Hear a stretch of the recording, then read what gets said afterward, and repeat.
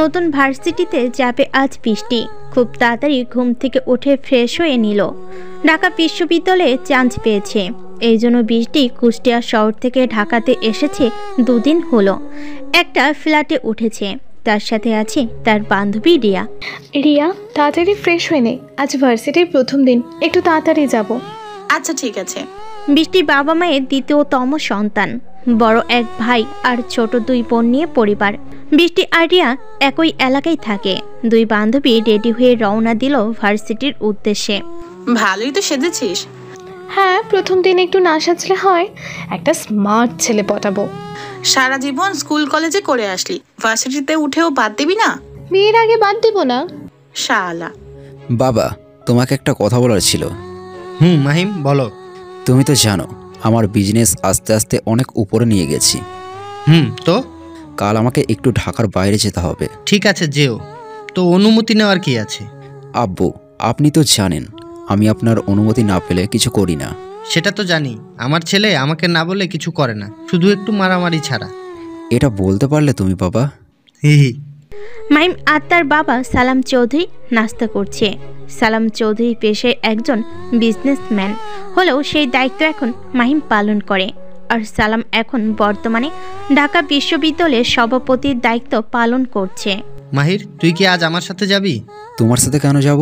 ভুলে গেছিস আজ নবীন বরণ? না বাবাই, তোমার কাজ, তুমি একলাই যাও। ঠিক আছে। উফ, বৃষ্টি দেখছিস আজ ভার্সিটি কত সুন্দর করে সাজানো হয়েছে।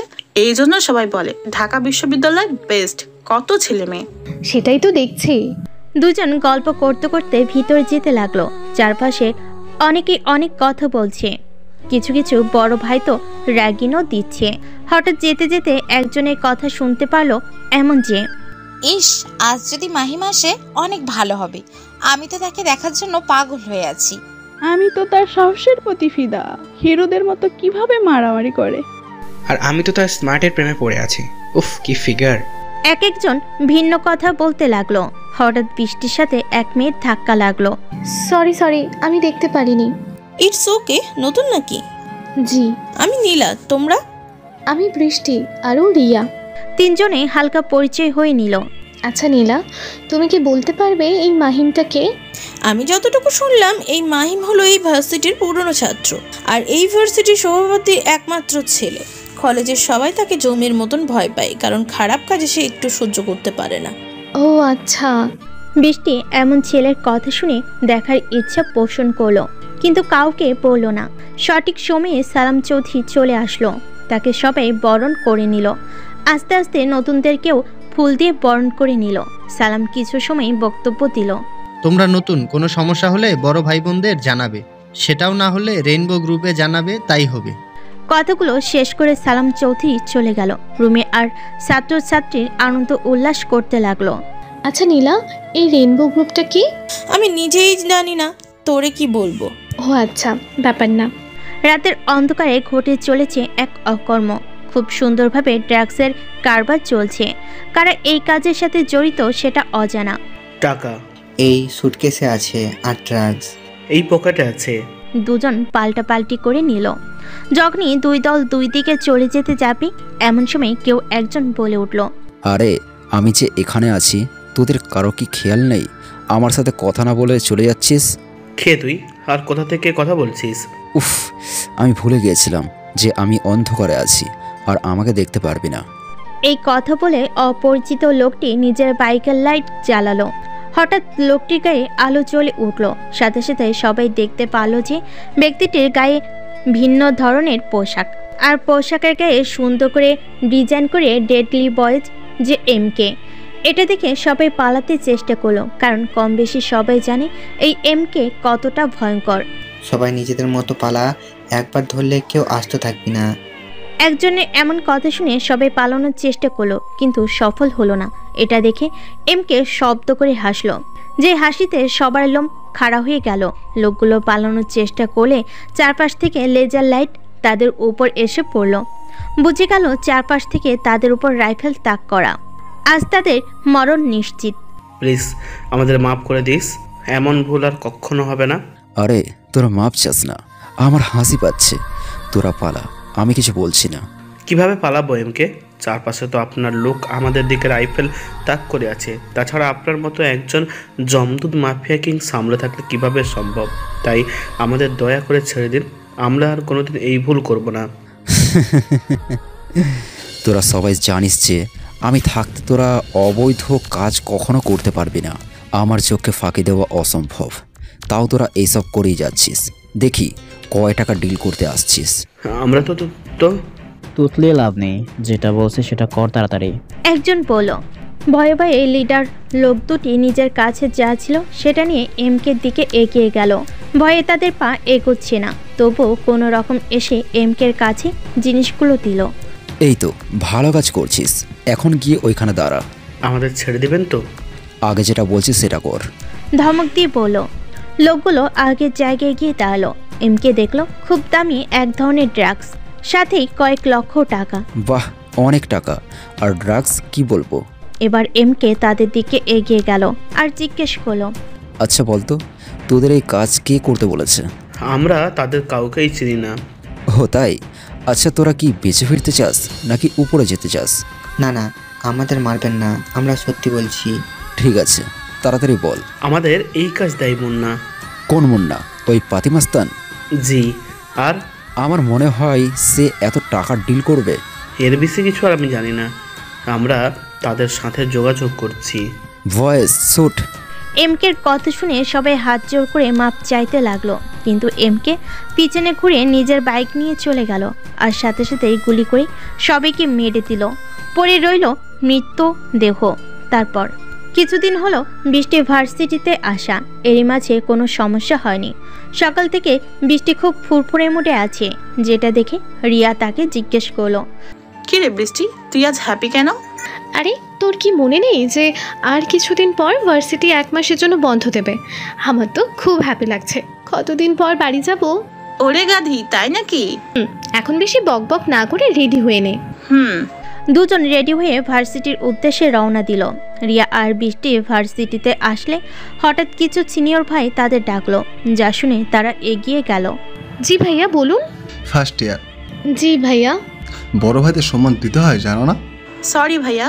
সরিতে কাজ হবে না। এই যে তুমি কোনো কথা না বলে আমাকে কিস করো। বৃষ্টিকে দেখিয়ে বলল রাজ। রাজ হলো এই ভার্সিটির সব থেকে উগ্র একজন ছেলে। বাপ হচ্ছে শহরের একজন এমপি আর ভাই ছাত্রলীগের নেতা, সাথে ভার্সিটির ভিপি, তাই কাউকে মান্য করে না। আমাকে বলছেন এই কথা? আপনি জানেন আমি কে? মিরাজ, হে মেয়ে কি বলছে? আমি কে সবাই জিজ্ঞেস করে, আর এই মেয়ে উল্টে আমাকে জিজ্ঞেস করছে তুই সুন্দরী, কে তুমি? এই ভার্সিটির রেইনবো গ্রুপের লিডার কে জানেন? এটা তো সবাই জানে, মাহিম শাহরিয়ার। তাহলে এটাও শুনে রাখুন, আমি হলাম তার উডবি ওয়াইফ। বৃষ্টি একটু ঝাড়ি মেরে পড়ল। বৃষ্টির কথা শুনে তো রিয়া অবাক চোখে তাকিয়ে রইল, আর বাকিরা একটু নড়ে চড়ে বসলো। ও আচ্ছা, ঠিক আছে, তুমি এখন যাও। পরের বার থেকে যেন ভুল না হয়। বৃষ্টি এই কথা বলে রিয়াকে সাথে নিয়ে চলে গেল। ওরে যেতে বললি কেন মিরাজ? তুই বুঝেছিস না, মাহিম যদি জানতে পারে পরে ঝামেলা হবে, আর তার থেকে বরং সুযোগের অপেক্ষায় থাক। মাহিমকে অনেকভাবে আঘাত করতে চেয়েছি কিন্তু পারেনি, এবার সুযোগ যখন পাইছি তখন আর ছাড়বো না। বৃষ্টি, এটা তুই কি বললি? সত্যি নাকি ভার্সিটি সবার ক্রাশ তোর উঠবি? আরে ধুর, ওদের থেকে বাঁচার জন্য এই কথা বলছি। এটা যদি মাহিম জানতে পারে তাহলে? সে পরে ভাবা যাবে, এখন ক্লাসে চল। বৃষ্টির বলা কথা হাওয়ার বেগে ভার্সিটিতে ছড়িয়ে পড়ল। মাহিম কিছুদিনের জন্য ঢাকার বাইরে কাজে গেছে, হয়তো কোনো দরকারি কাজে। রেইনবো গ্রুপের সদস্যদের মাঝে কথা হচ্ছে, মাহিম যে কেন এত ঘন ঘন ঢাকার বাইরে যাই বুঝি না। আরে তুই তো জানিস ওর বাবার বিজনেস মাহিম সামলায়, এই জন্য হয়তো। তাই বলে?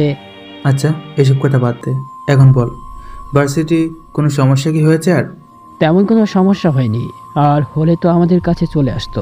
হঠাৎ একজন দৌড়ে তাদের আড্ডাখানায় চলে আসলো। কে রাজু, দৌড়ে কই থেকে আসছিস? মনে হচ্ছে তোরে কুকুরে দৌড়ানি দিচ্ছে। আরে রাখ তোর কুকুর, একটা গরম খবর আসে। কি রে, তাড়াতাড়ি বল। তোরা শুনলে অবাক হবি, মাহিমের বিয়ে ঠিক হয়েছে, আর তার বউ এ ভার্সিটিতে পড়ে। কি যাতা বলছিস? সকাল করে কি গাঁজা খেয়ে এসেছিস? আরে ভাই না, আমি আসতে গিয়ে সেই মেয়ের মুখকে শুনলাম, রাজের সামনে বলেছে। তাহলে তো দেখতে হচ্ছে সেই মেয়েকে যারে মাহিম পছন্দ করে। আমাদের থেকে লুকিয়ে রেখেছে? নাফিস বলল। তাহলে আর দেরি কিসের, এক্ষুনি চল।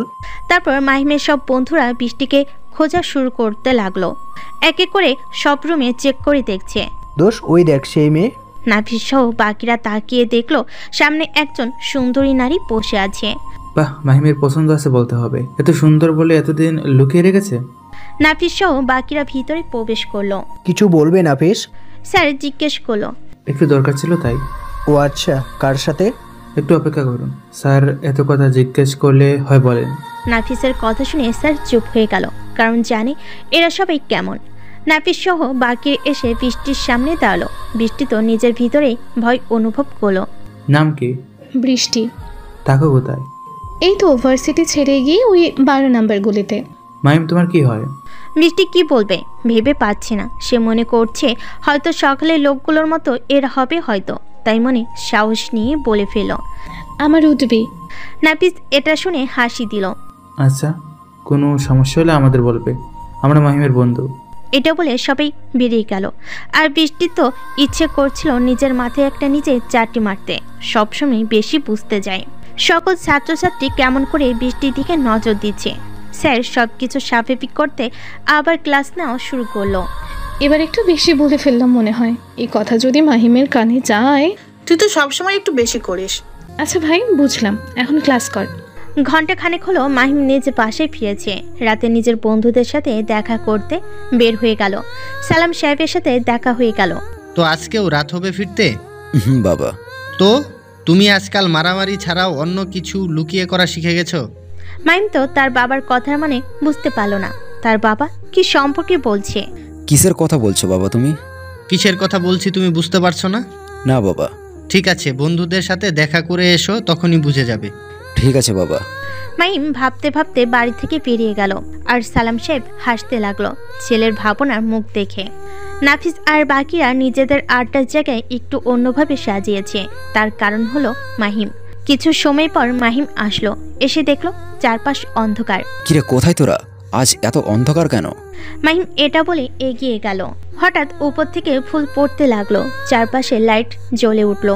কিরে, তোরা আজ এমন ভাবে মনে হচ্ছে আমি অনেকদিন পর তোদের মাঝে ফিরে আসছি। ওরে ভাই, তার থেকেও বড় কিছু। বড় কিছু মানে? আর তোরা কিসের জন্য এসব করছিস? আর কত লুকাবি আমাদের থেকে? নিয়াম বলো।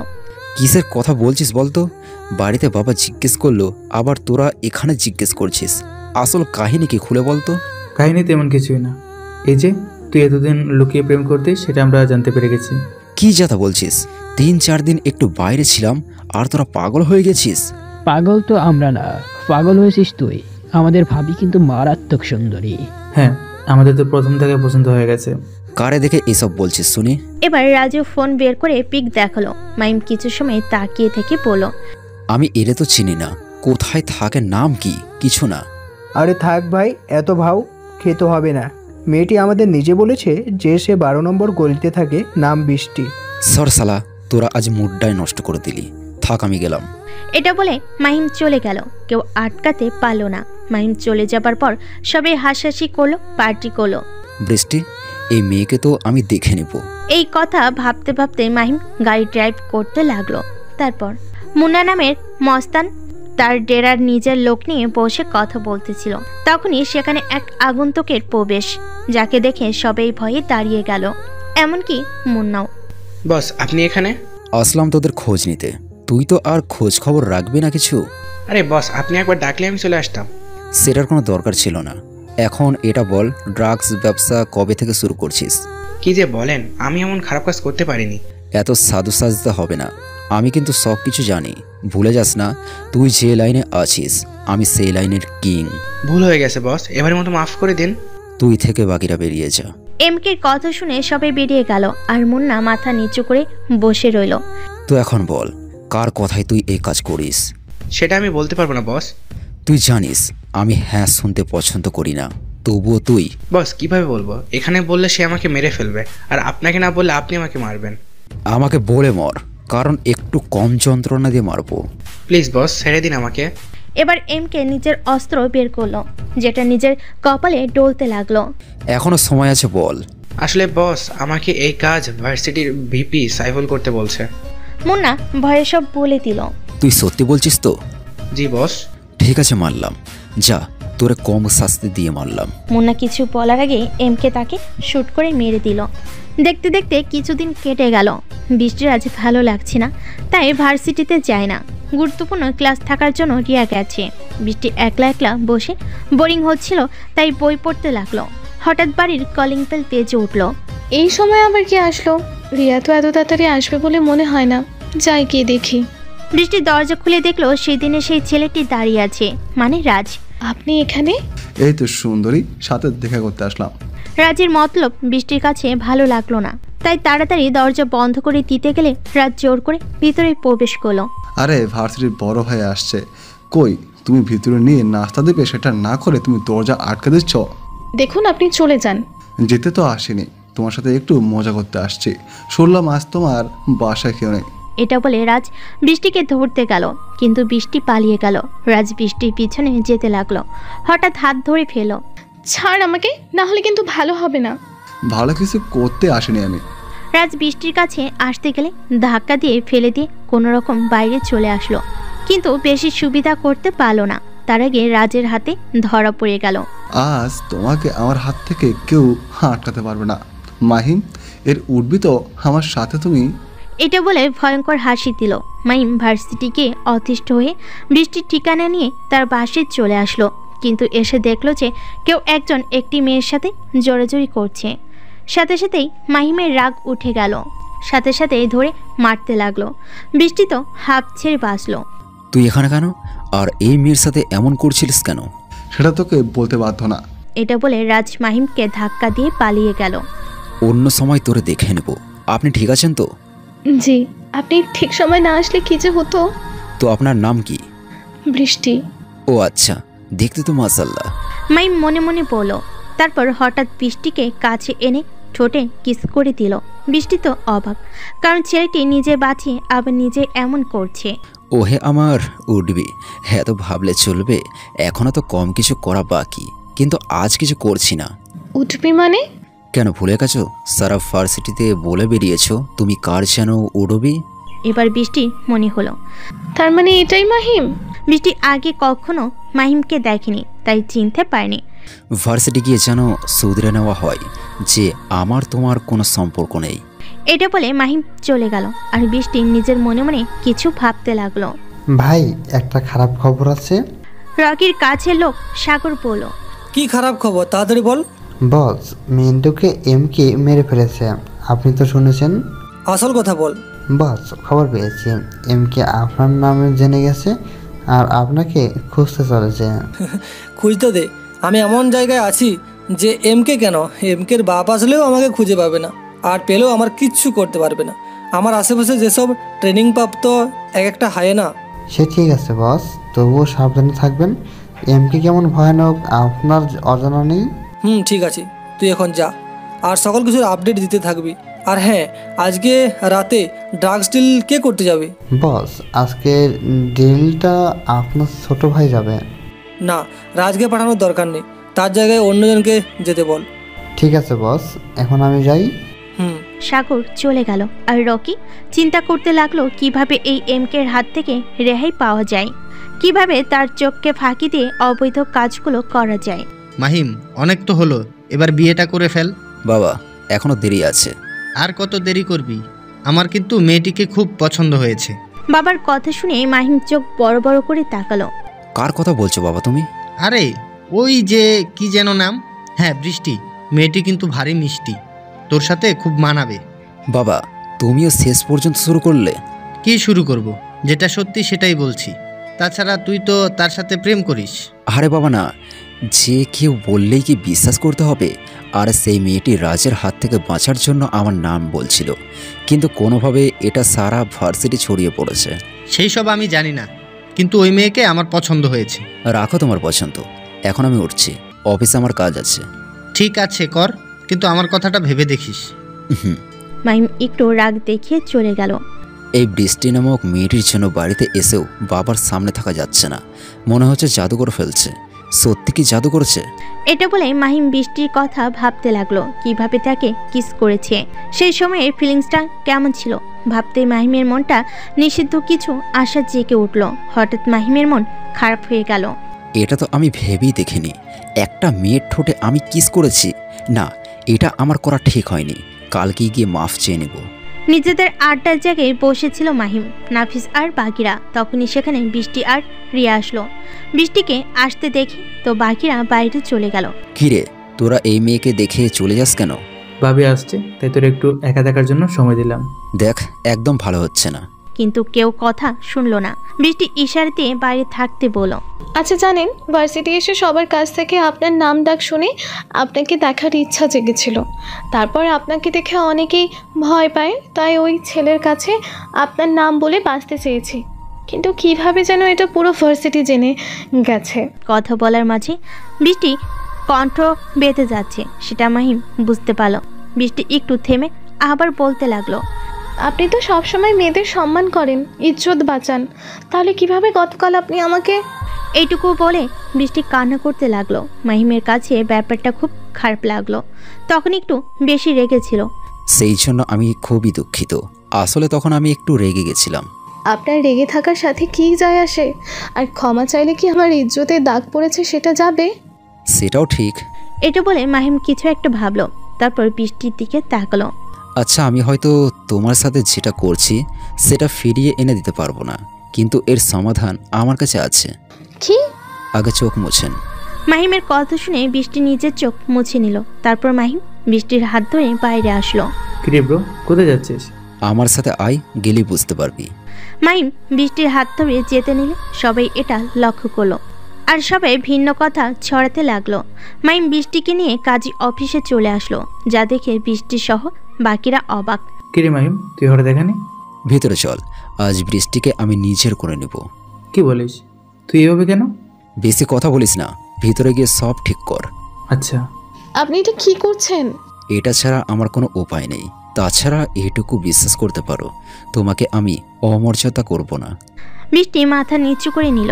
রিয়া শুধু পাশে দাঁড়িয়ে দেখছে। কিছু সময়ের মাঝে সব ঠিক হয়ে গেল। মাহিম কাগজে স্বাক্ষর করে দিল। বৃষ্টি, নাও স্বাক্ষর করো। বৃষ্টি কিছু সময় ভেবে স্বাক্ষর করে দিল, তারপর ইসলামী অনুযায়ী বিয়ে করে নিল। ব্রো, তাহলে তুই আজ থেকে বিবাহিত? হ্যাঁ, কিন্তু ওই কথাগুলো যেন আমাদের মাঝে থাকে। আচ্ছা ঠিক আছে। উনি যে কি করতে চাচ্ছে আমি বুঝছি না। বৃষ্টি মনে মনে বলল। রিয়া, তোমার বান্ধবীকে নিয়ে বাসায় যাও। বৃষ্টি, তোমার ফোন দাও। বৃষ্টি কোনো কথা ছাড়া ফোন বের করে দিল। মাহিম নিজের নাম্বার তুলে কল দিল। প্রথমে আমার নাম্বার, কোনো দরকারে কল দিও। বৃষ্টি আর রিয়া চলে গেল, আর মাহিম নিজের বন্ধুদের কাছে আসলো। কি রে, ট্রিট দিবি না? পরে দেব, এখন আমাকে এক জায়গায় যেতে হবে। কিন্তু মাহিম কারোর কথা শুনলো না, চলে গেল। বৃষ্টি, তুই বিয়ে করে ফেললি? তোর পরিবারে কি বললি? সেই চিন্তা করছি। তখন তুই বাধা দিলি না কেন? সেই শক্তি আমার ছিল না। ভালোবেসে ফেলেছিস? না। তাহলে বাদ দে, আমাকে একা থাকতে দে এখন। ওকে, কিছুদিন পর বাড়ি যেতে হবে, সব ভেবে রাখ। সেটা আর বলতে হবে না। মাহিম, তুমি কি সত্যিই বলছো? জি বাবা, আজই সত্যি বলছি, তোমাকে জানাতে পারিনি। ব্যাপার না, বিয়ে করেছিস ভালো কথা, কিন্তু মেয়েটাকে আমার সাথে দেখা করাস। ঠিক আছে বাবা। পরের দিন বৃষ্টি ভার্সিটিতে আসলে রাস্তার পথ আটকায়। বৃষ্টি শুধু আশেপাশে মাহিমকে খুঁজতে থাকে। ওহে সুন্দরী, তুমি যাকে খুঁজছো সে তো নেই, হাস কে বাঁচাবে? আমি তো তার ভরসায় চলি না, আমি আল্লাহর ভরসায় চলি। আর মাহিম তো উশিলা মাত্র। খুব তো ফটর ফটর করছিস। এই এরে আমার গাড়িতে তোল। কে কার গাড়িতে তুলবে রাজ? নাফিস এসে বলল। এই দেখ, মাহিমের চামচা চলে আসছে। তো তোর কি নতুন করে কিছু পানিশমেন্ট দিতে হবে? রাজ কিছু একটা বলল না, চলে গেল। মায়া, বৃষ্টির রুম দেখিয়ে দিয়ে আয়। ভাইয়া, আমি চিনি, আমি যেতে পারবো। মায়া যেখানে নিয়ে যাচ্ছে সেখানে যাও। আচ্ছা ভাইয়া। মায়া বৃষ্টিকে নিয়ে একদম ভার্সিটির ভিআইপি রুমে নিয়ে আসলো। আপু, আমাকে এখানে নিয়ে আসলে কেন? ভিতরে যাও, গেলেই বুঝতে পারবে। আচ্ছা। বৃষ্টি অনুমতি নিয়ে ভিতরে প্রবেশ করলো। ভিতরে গিয়ে দেখলো সভাপতির সাথে মাহিম বসে আছে, তাই একটু স্বস্তি পেল। বৃষ্টি, আমার পাশে বসো। মাহিমের কথা শুনে বৃষ্টি তার পাশে বসলো। বা মাহিম, তোর তো পছন্দ আছে বলতে হবে। তো মা, আমি কে তুমি জানো? জি, আপনি এই ভার্সিটির সভাপতি। ঠিক আছে, কিন্তু আরেকটি পরিচয় আছে, আমি হলাম মাহিমের বাবা। সরি, আমি চিনতে পারিনি। আসসালামু আলাইকুম। ওয়ালাইকুম আসসালাম। তো মামুনি, তোমার কি বিয়েতে মত ছিল? বৃষ্টি মাহিমের দিকে তাকিয়ে মাথা নেড়ে সায় দিল। তোমার পরিবার কি মানবে? আর তোমার বাসা কোথায়? আমার বাসা কুষ্টিয়ায়। আমি সৈয়দ আশরাফুল ইসলামের নাতি। আমার বাবার নাম আমির। নাম শুনে সালাম সাহেব কিছু একটা ভাবতে লাগলো। মাহিম, বৃষ্টির পরিবার কুষ্টিয়ায় খুবই নামডাক। ওর বাপ দাদাকে সবাই সম্মান করে। যদিও আমি একবার গিয়েছিলাম, তারা খুবই ভালো মানুষ। আমি চাই তুমি নিজে গিয়ে ওদের মন জয় করে বৃষ্টিকে আমার ঘরের পুত্রবধূ করে আনবি। কিন্তু বাবা, আমাদের পরিচয় দিয়ে তো। না, তারা যেমন খাঁটি, আমি চাই তুমি নিজের নাম ডাক নয়, মন জয় করে ভালোবাসা দিয়ে ওদের মনে জায়গা করে নিবি। মাহিম বৃষ্টির দিকে তাকিয়ে বলল, আচ্ছা ঠিক আছে বাবা। আচ্ছা ঠিক আছে, এখন তোমরা আসতে পারো। বৃষ্টি, তুমি যাও, আমি একটু পর আসছি। বৃষ্টি মাহিমের কথা শুনে রুম থেকে বেরিয়ে গেল। এত সময় মনে হচ্ছিল তার দম আটকে যাবে। রুম থেকে বের হয়ে বড় নিঃশ্বাস ফেল। বাবা, তুমি কি শিওর? হ্যাঁ মাহিম, আমি শিওর। কিন্তু একটা কথা, তুমি ওইখানে ওই পরিবারের কারোর সাথে ঝামেলা হলে, এমনকি মেরে রক্তাক্ত করে দিলেও তুমি কারো গায়ে হাত তুলবে না। এটা কেমন কথা বাবা? আমি যেটা বলেছি সেটাই। আমির সৈয়দ খুব কড়া একজন মানুষ। সে ভুল করলে সেটা তিনি পরাস্ত করবেন না। বাবা, এটা পরিবার নাকি অন্য কিছু? এখনো তো কিছুই হলো না, তুমি যাও, তারপর বুঝতে পারবে। আচ্ছা ঠিক আছে বাবা, আমি এখন উঠছি। সব কিছু তো ভাবতে হবে যে ওই পরিবারের কিভাবে ঢুকবো। মাই সান, বেস্ট অফ লাক। মাহিম তার বাবার রুম থেকে বেরিয়ে গেল। বারান্দায় দাঁড়িয়ে দূর থেকে দেখতে পেল বৃষ্টি তার বান্ধবীদের সাথে বসে আড্ডা দিচ্ছে, মাঝে মাঝে হাসছে। এটা দেখে মাহিম তো ফিদা হয়ে যাচ্ছে। আস্তে আস্তে বৃষ্টির প্রেমে পড়ে যাচ্ছে। মাহিম কাউকে ফোন দিল। শোন, যেভাবেই হোক এই পরিবারে ঢোকানোর ব্যবস্থা কর। আচ্ছা ঠিক আছে। ফোন কেটে মাহিম কি করবে সেটা ভাবতে লাগলো। তারপর আজ অনেক দিন পর সৈয়দ পরিবারের বড় মেয়ে বাসায় ফিরছে। অনেক দিন বলতে মাত্র 3 মাস, কিন্তু এদের কাছে অনেক দিন। আরে কোথায় তোরা? আমার মেয়ে আসছে এতদিন পর, তোদের কোনো গোছগাছ নেই? আমার মেয়ে পছন্দের খাবার রান্না কর। সেটা তোমাকে বলতে হবে না। আমিনা বেগম বলেন। আচ্ছা ম্যাম, আজ কে আসছে? একটি চাকর জিজ্ঞেস করলো জেসমিনকে। আমার আপু আসছে, ঢাকা বিশ্ববিদ্যালয়ের পরে 3 মাস পর বাসায় ফিরছে, তাই এত আনন্দ। ও আচ্ছা। বিকাল 5টা। সৈয়দ বাড়ির সামনে একটা গাড়ি এসে থামলো। বৃষ্টি গাড়ি থেকে বেরিয়ে দেখলো সবাই দাঁড়িয়ে আছে। সবাইকে আস্তে আস্তে জড়িয়ে ধরলো। অনেকদিন পর নিজের পরিবারের কাছে এসে বৃষ্টি খুব খুশি, সাথে বৃষ্টির পরিবারও। মামুনি, ভেতরে চলো। বাবা, আমার ব্যাগ। তোমার ব্যাগের চিন্তা করতে হবে না। বৃষ্টির ভাই আকাশ ডাকলো। জি মালিক, বলেন। এমন নাম শুনে ব্যক্তিটার দিকে তাকিয়ে বেশ অবাক হলো। বৃষ্টি কিছু সময় তাকিয়ে থেকে আবার নিজের পরিবারের সাথে কথা বলতে ভিতরে প্রবেশ করলো। মেঘ ব্রিফকেস নিয়ে বাড়ির ভিতরে আসলো। মেঘ, জিনিসগুলো তোমার ম্যামের ঘরে নিয়ে যাও। ঠিক আছে। মেঘ জিনিসগুলো নিয়ে উপরে চলে গেল। আম্মু, আমি ফ্রেশ হয়ে আসি। ঠিক আছে মা, ফ্রেশ হয়ে আয়, তারপর খেয়ে নিবি। ঠিক আছে। বৃষ্টি নিজের রুমের কাছে চলে আসলো। তখনই মেঘের সাথে দেখা। এখানে কতদিন ধরে কাজ করছো? এই তো ম্যাম, 1 সপ্তাহ হচ্ছে। আপু, আমাদের জন্য কিছু আনছিস? আমার রুমে আয়। মেঘ, তুমি নিচে যাও, তোমাকে ডাকছে। জেসমিন বলল। এটা কি জেসমিন? মেঘ তোর বড়, নাম ধরে কেন ডাকছিস? তোমার ও তো বড়, তুমি কেন ডাকছো? বেশি কথা বলিস। বৃষ্টি একবার মেঘের দিকে তাকিয়ে নিজের রুমে ঢুকে পড়ল। তুমি নিচে যাও। মেঘ নিচে চলে গেল। সবাই খাওয়া দাওয়া করছে আর মেঘ পিছনে দাঁড়িয়ে আছে। বৃষ্টি একবার খেয়াল করো, কিছু বলল না। বৃষ্টি, বেশি করে খা, এই কয়েকদিনে একদম শুকাই গেছিস। কি যে বলো ভাইয়া, আমি আগের মতোই আছি। তোর ভাই একদমই ঠিক বলছে। মেঘ, তোর ম্যামকে সালাদ এনে দে। ঠিক আছে বাবু। মেঘ কিচেন থেকে এনে দিল। বৃষ্টি খাবার খাচ্ছিল, তখনই সে বিষম খেলো। সাথে সাথে মেঘ পানি ধরলো মুখের কাছে। বৃষ্টির সাথে সাথেই খেয়ে নিল। দেখে শুনে খাবি তো। ফুফি দেখে খাচ্ছি। আম্মু, এখন আমি খাবো না, খুব টায়ার্ড লাগছে। ঠিক আছে, গিয়ে ঘুমা। বৃষ্টি খাওয়া রেখে উঠে চলে গেল। সবাই খাওয়া দাওয়া শেষ করে নিজেদের মতো চলে গেল। মেঘ আর কাজের মহিলা সব গুছিয়ে তার খেতে লাগলো। কিরে মাহিম, কোথায় আছিস তুই? এই তো একটু অফিসের কাজে বাইরে আসছি। 1 সপ্তাহ হতে গেল, তোর কাজ এখনো শেষ হয়নি? এবারের কাজটা একটু দেরি লাগতে পারে। তাও কতদিন লাগবে? জানি না, ওখানে খবর বল। সব ঠিক আছে তো? একদম ঠিক আছে। ভাবি বাসায় গেলে বিদায় দিতেও আসলি না। ফোনে কথা হয়েছিল। ও আচ্ছা। এখন রাখছি, বৃষ্টি ফোন দিচ্ছে। ওকে। নাফিসের ফোন কেটে বৃষ্টির ফোন ধরলো। বৃষ্টি বলো। তো তোমার কাজ কেমন চলছে? চলছে ভালোই। হ্যাঁ, খুব ভালো কাজ করছো। আমার কিন্তু একটু ভালো লাগছে না। ভাগলেই চিন্তা করো না, ভালো কিছু পেতে হলে একটু খারাপ সময় পার করতে হয়। খাইছো? খেয়েছি। কিছু সময় কথা বলে ফোন রেখে দিল। মেঘ, মেঘ। আমির সাহেব জোরে জোরে ডাকতে লাগলো। জি বাবু বলেন। গাড়ি রেডি কর, আমি একটু বাইরে যাব। আচ্ছা ঠিক আছে। মেঘ বাইরে গিয়ে গাড়ি ঠিক করে দাঁড়িয়ে আছে। কিছু সময় পর আমির আসলো। চল যাওয়া যাক। কোথায় যাবেন বাবু? চল গ্রামের রাস্তায় চলতে থাক। মেঘ গাড়ি চালাতে লাগলো আর আমির পাশে বসে আছে। আমির এটা ওটা বলছে আর মেঘ শুধু শুনছে আর হ্যাঁ হু বলছে। গ্রামের স্কুলের পর আসলে হঠাৎ কিছু ছেলে মেয়ে আটকালো। তোমরা আমার গাড়ি আটকালে কেন?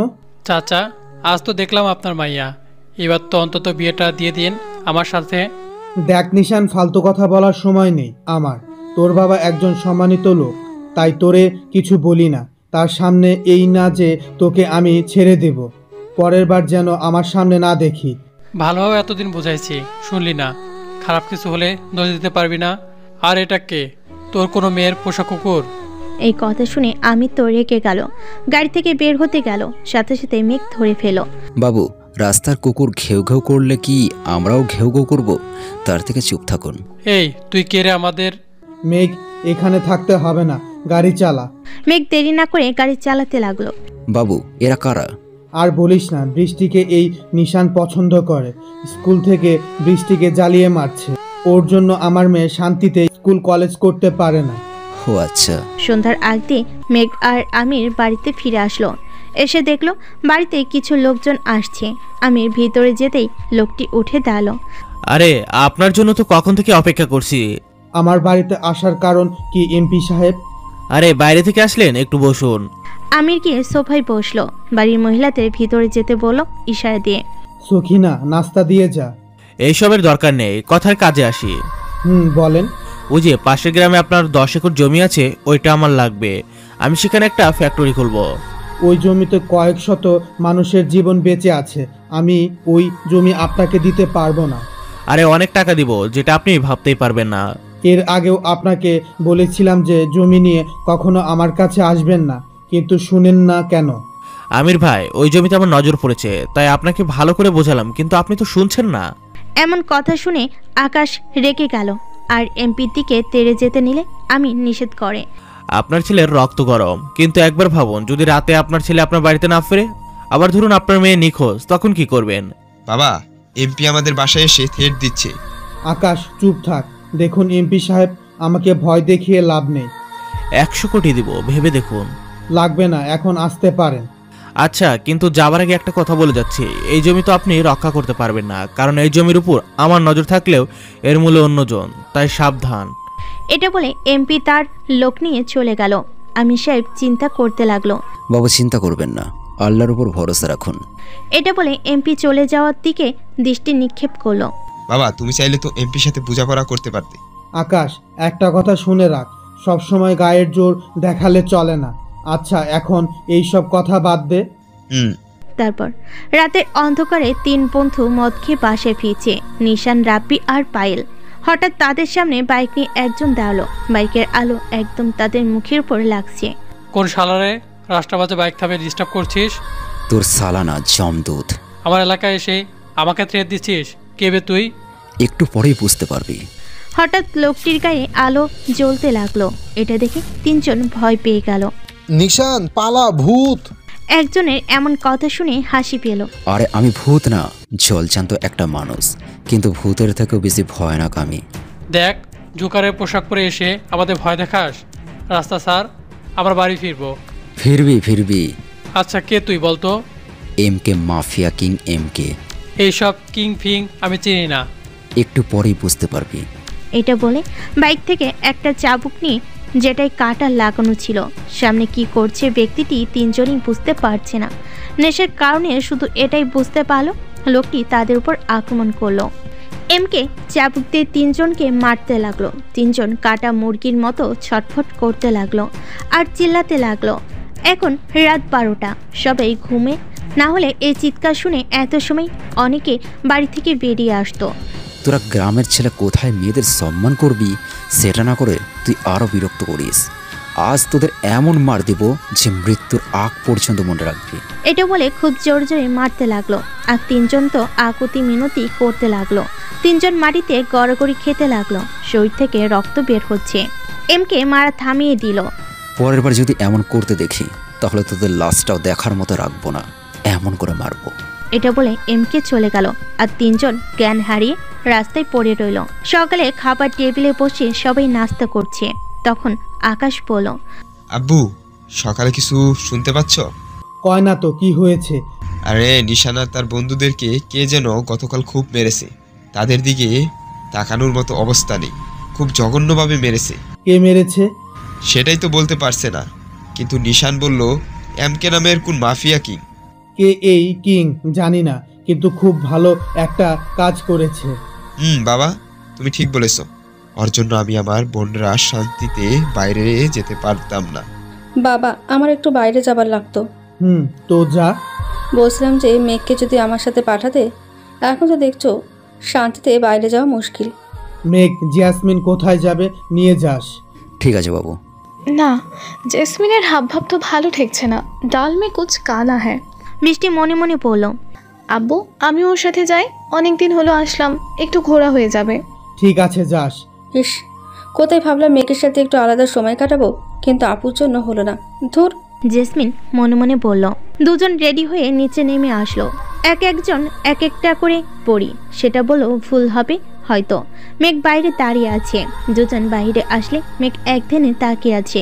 কার দিকে তাকিয়ে আছি বোঝা মুশকিল। এই যে মিস্টার, এভাবে হাঁ করে তাকিয়ে না থেকে চলুন।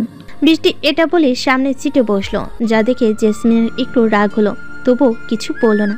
মেঘ গাড়ি চালানো শুরু করলো। কোথায় যাবেন ম্যাম? কতবার বলেছি আমাকে নাম ধরে ডাকবে, তাও। সরি, সেটা পারবো না। জেসমিন এত প্যাঁচাল না পেরে বল কোথায় যাবি? আমাকে পাবলিক লাইব্রেরিতে নিয়ে চলো।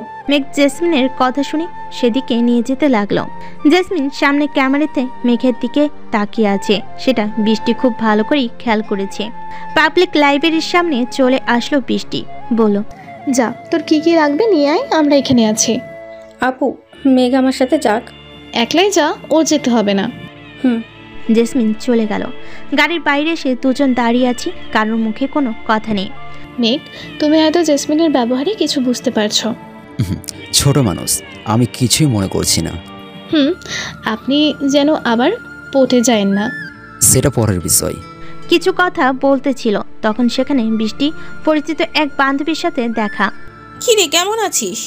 এই তো ভালো, তুই? আমিও ভালো আছি। এটা কে রে, দুলাভাই নাকি? খুব হ্যান্ডসাম কিন্তু।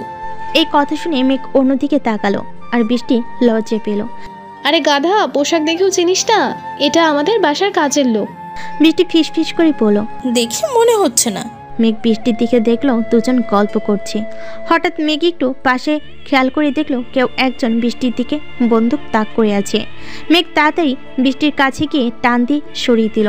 সাথে সাথে একটা গুলি মেঘের বাম হাত ছুঁয়ে বেরিয়ে গেল। ম্যাম আপনি তাড়াতাড়ি গাড়িতে বসেন। বৃষ্টি এখনো বুঝতে পারছে না কি হচ্ছে। মানে? যেটা বলছি সেটা করো। চারপাশে হইচই শুরু হয়ে গেছে। মেঘ তাকিয়ে দেখলো যে গুলি চালিয়েছে সেখানে নেই। বৃষ্টির বান্ধবী চলে গেছে। জেসমিন দৌড় এসে দেখলো মেঘের হাত থেকে রক্ত বের হচ্ছে। কিভাবে হলো? তোমার হাত থেকে তো প্রচুর রক্ত বের হচ্ছে। এই কথা শুনে বৃষ্টি গাড়ি থেকে বেরিয়ে আসলো। বৃষ্টি তো কান্না করে দিয়েছে। মেঘ তুমি তাড়াতাড়ি গাড়িতে বসো, আমাদের এক্ষুনি হসপিটালে যেতে হবে। ম্যাম সেটার দরকার হবে না, একটু বেঁধে দিলে ঠিক হয়ে যাবে। এত কথা বলো কেন? আমি যেটা বলছি সেটা করো। বৃষ্টি রাগ দেখিয়ে বলল। নিজের বোনের এত রাগের কারণে জেসমিন বুঝলো না। মেঘ বৃষ্টির রাগী ফেস দেখে গাড়িতে উঠে বসলো। বৃষ্টি নিজেই গাড়ি চালিয়ে সিটি হসপিটালে আসলো। জরুরি বিভাগে গিয়ে মেঘের হাতে ব্যান্ডেজ করে নিল, আর কিছু মেডিসিন ফার্মেসি থেকে কিনে নিল। আপু এইসব কিভাবে হলো? কেউ একজন আমার উপর হামলা করছিল, আর কোনো কথা বলবি না। বৃষ্টি গাড়ি চালিয়ে নিজের বাড়িতে চলে আসলো। তিনজন বাড়ির মাঝে প্রবেশ করলো।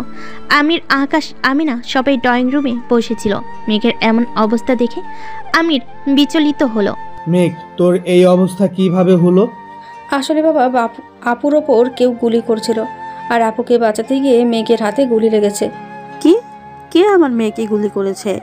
আর বৃষ্টি, তুই ঠিক আছিস তো? মা, আমি একদমই ঠিক আছি। মেঘের গুলি লাগছিল। মেঘ, তোমার গুলি কি ভেতরে ঢুকে গিয়েছিল? আরে না স্যার, হাত ছুঁয়ে বেরিয়ে গেছে। মেঘ, তোমাকে যে কিভাবে ধন্যবাদ দেই, কিন্তু সারা জীবন তুমি আমাকে ঋণী করে রাখলে। আপনি আমার মালিক, তেমন আপনার পরিবারও আমার মালিক, তাই তোমার ওপর আমি মুগ্ধ। আচ্ছা, তোমার রুমে গিয়ে রেস্ট নাও। হঠাৎ আমিরের ফোনে একটা কল আসলো। তোর বাড়ির কাজের ছেলের জন্য তোর মেয়ে বেঁচে গেল, কিন্তু পরের বার নাও বাঁচতে পারে। এটা বলে ফোন কেটে দিল। বৃষ্টির ওপর এমপির লোক আক্রমণ করেছিল। বৃষ্টি এখন থেকে চলাফেরা করবি, আর তোমরা সকলে। আচ্ছা। মেঘ নিজের রুমে এসে শুয়ে পড়ল।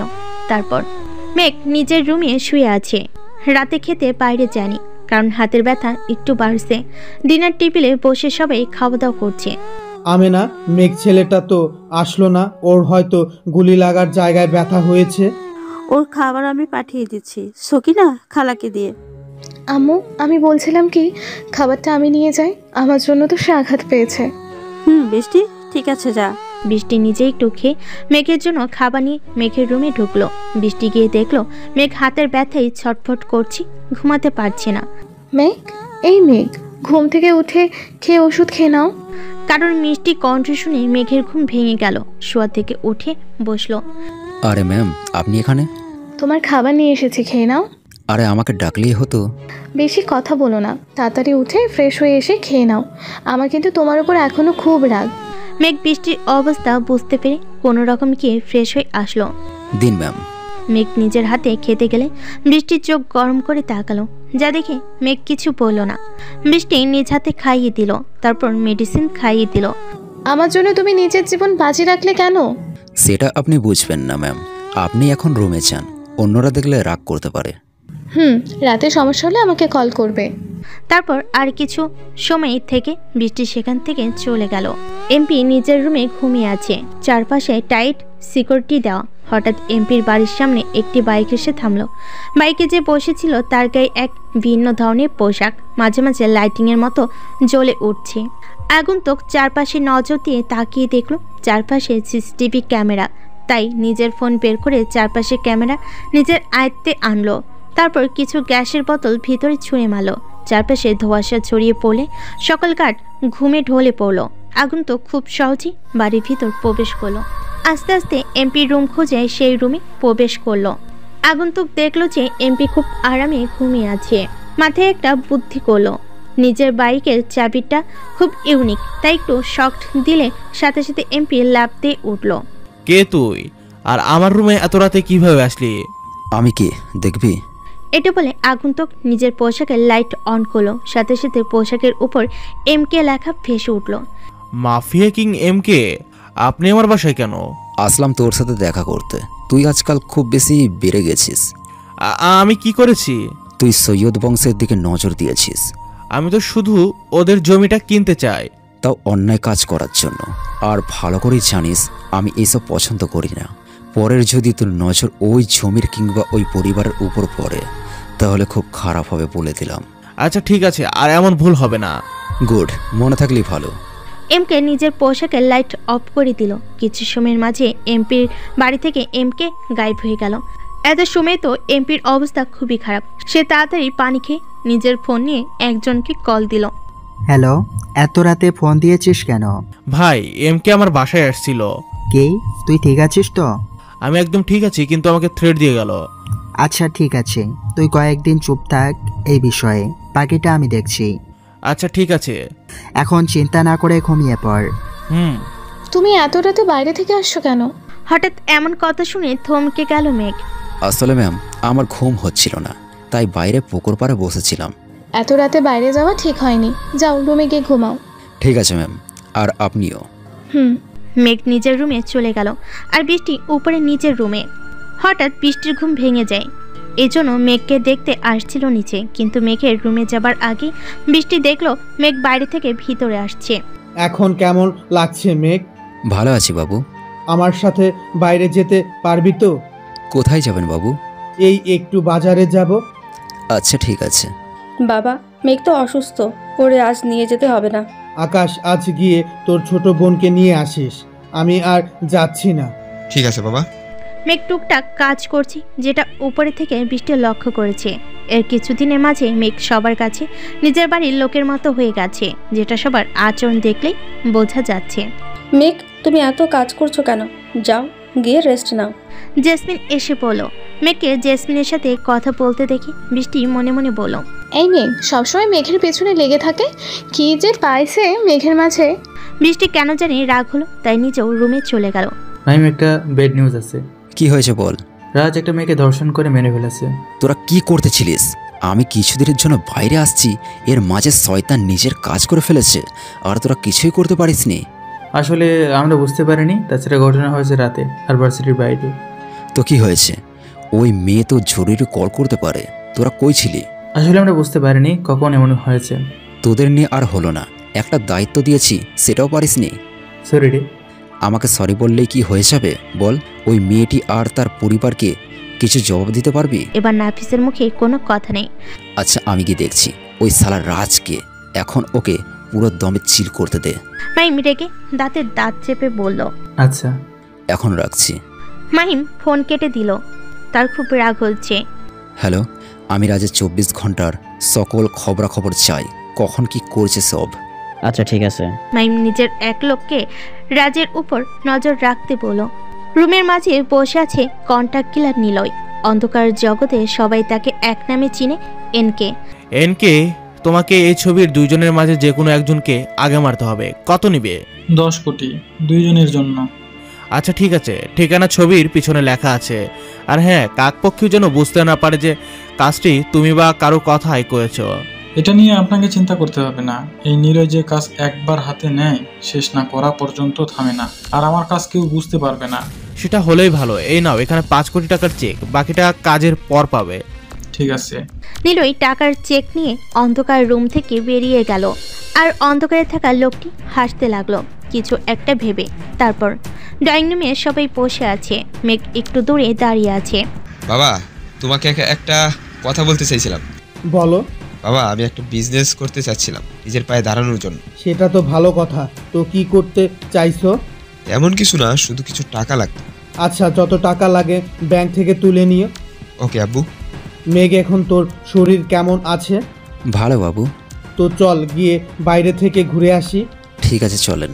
আমির সাহেব সাথে সাথেই বেরিয়ে রাস্তা দিয়ে হাঁটতে লাগলো। তখন সেদিনের ছেলেগুলোর সাথে দেখা হয়ে গেল। আসসালামু আলাইকুম আঙ্কেল। ওয়া আলাইকুম আসসালাম। Sorry uncle.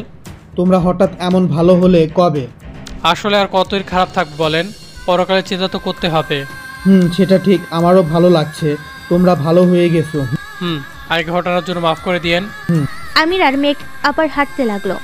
যাক, একটা জিনিস ভালো লাগছে, ছেলেগুলো ভালো হয়ে গেছে। হ্যাঁ বাবু, মোচে এদের মেরেছে, খুব ভালো করেছে। তারা ভালো তো হয়েইছে। আচ্ছা আপু, তুই কখনো কারো ভালোবেসেছিস? তুই হঠাৎ এই প্রশ্ন করেছিস? না মানে কি হয়েছে সত্যি করে বল। আসলে আমি মেঘকে ভালোবাসি। কি? এক চড় খাবি? কেন আপু? ও আমাদের বাসার চাকর, আর তুই? তো কি হয়েছে? আমার বাবার কম আছে নাকি? ভাগ্যের টাকা দিয়ে দিবি চলে যাবে। এইসব ভূত মাথা থেকে ফেলে দে, আমি কিন্তু বাবাকে বলবো। সত্যি তুই বাবাকে বলবি? লাথি দিব তোরে। কেন? ওর থেকে ভালো ছেলে পাবি তুই। ওই আপু, মেঘকে আমার অনেক কিউট লাগে, কি হ্যান্ডসাম। জেসমিন, আরেকবার যদি তোর মুখে মেঘের নাম শুনছি তাহলে তোর খবর আছে। বৃষ্টি রেগে গিয়ে বলো, তুই রেগে যাচ্ছিস কেন? তোর ফালতু কথা শোনার সময় নেই আমার। এটা বলে বৃষ্টি রেগে নিজের রুম থেকে বেরিয়ে গেল, আর জেসমিন শুধু তার বোনের চলে যাওয়ার দিকে তাকিয়ে রইল। মাইম নিজের কাজে ব্যস্ত, তখনই তার ফোনে একটা কল আসলো। চারপাশে তাকিয়ে ফোন ধরলো। জান বলো। রাগ তোর জান, তোর কাজ কদ্দূর তাই ক। জান, রেগে আছো কেন? যেটা বলছি সেটা। তুমি তো জানো আর কত সময় লাগবে। হ্যাঁ জানি, কিন্তু যত তাড়াতাড়ি সময় তুই এটা শেষ কর। আচ্ছা, রেগে আছো কেন? কারণ আছে, আর যেটা তুই ভালো করে জানিস। ওকে জান, চিন্তা করো না, এখন ফোন রাখো। এখন তো আমার সাথে কথা বলার সময় হবেই না, আরেকজন জুটেছে যে। পাগলি, ভালোবাসি তোমাকে। কচু। এটা বলে বৃষ্টি ফোন কেটে দিল, আর মাহিম মুচকি মুচকি হাসছিল। বস, একটা খারাপ খবর আছে। কি খবর? বস, আপনি যে এলাকায় নজর রাখতে বলছিলেন সেই এলাকায় নিলয়কে দেখা গেছে। কন্ট্যাক্ট কিলার এনকে? জি বস। কেন, সেটা জানতে পারোনি? সেটা এখনো জানতে পারিনি। আচ্ছা ঠিক আছে, খোঁজ নিতে থাকো আর ওর পিছনে 24 ঘন্টা লেগে থাকো। আমাকে সব খবর দিয়ে যাবে তুমি। ঠিক আছে। এমকে ফোন রেখে ভাবতে লাগলো নিলয় কারোর মারার কন্ট্যাক্ট নিতে পারে, এটাই চিন্তা করতে লাগলো। দেখতে দেখতে 15 দিন কেটে গেল। বৃষ্টি ভার্সিটির ছুটি আর 15 দিন আছে। মেঘ, তোমার কি এখন কোনো কাজ আছে? না ম্যাম। তাহলে আমাকে একটু কলেজে নামিয়ে দিয়ে আসো তো। জেসমিন, ড্রাইভার আছে, তাকে বল। আবু, ড্রাইভার নেই। কোথায় গেছে? একটু বাড়িতে গেছে। তাহলে তোর যেতে হবে না, কাল যাস। মেঘ আছে তো। আব্বু, আমার আজ কলেজে গুরুত্বপূর্ণ কাজ আছে। মেঘ, যা তো আমার মেয়ে তারে কলেজে দিয়ে আয়। আচ্ছা। মেঘ বাইরে চলে গেল। জেসমিন খুব সুন্দর করে রেডি হয়ে বাইরে চলে আসলো। জেসমিন যে এত সুন্দর করে সেজেছে এতে মেঘের কোনো মাথা ব্যথা নেই। মেঘ ঘুরেও তাকালো না। মেঘ গাড়িতে উঠে বসলো। এত সুন্দর করে সাজলাম আর ঘুরে তাকালো না। মেঘের কাজ দেখে বৃষ্টি উপর থেকে মুচকি হেসে রুমে চলে গেল। মেঘ গাড়ি চালাতে লাগলো। জেসমিন মেঘের পাশে ছিটে বসে আছে। মেঘ তাকিয়েও দেখছে না।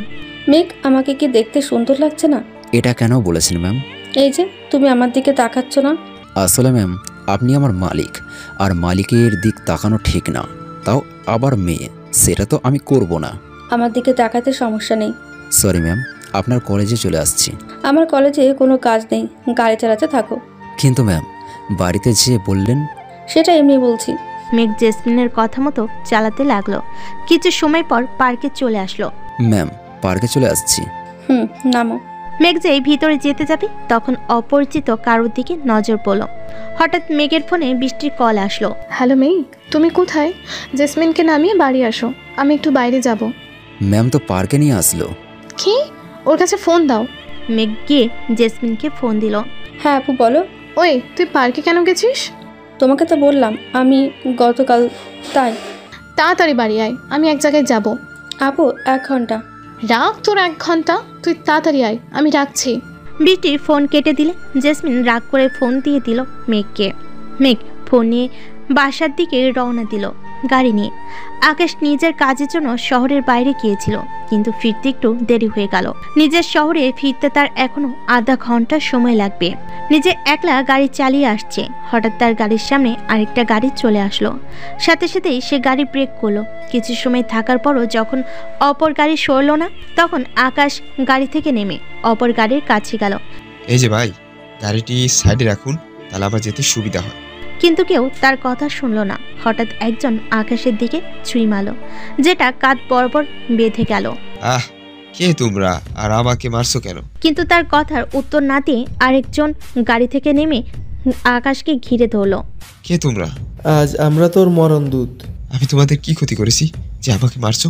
তুই না তো, কিন্তু তোর বাপ আমাদের ক্ষতি করেছে। মানে?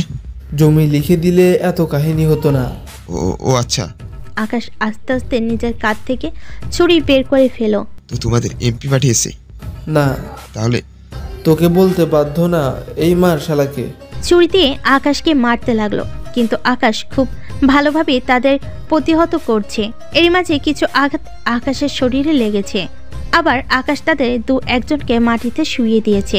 হঠাৎ একজন এসে আকাশের পিছনের থেকে পেটে ছুরি ঢুকিয়ে দিল। আকাশ ঘুরে উঠে তাকে মেরে দিল। শালা, পিছন থেকে মারা আমার পছন্দ না। এটা বলে আকাশ মাটিতে ঢলে পড়ল। একজন এসে যে আকাশকে মারতে যাবে তখনই কোথা থেকে একজন বাইকের এসে তাকে ধাক্কা দিল। শালা, এত তাড়াতাড়ি হার মারলে চলবে?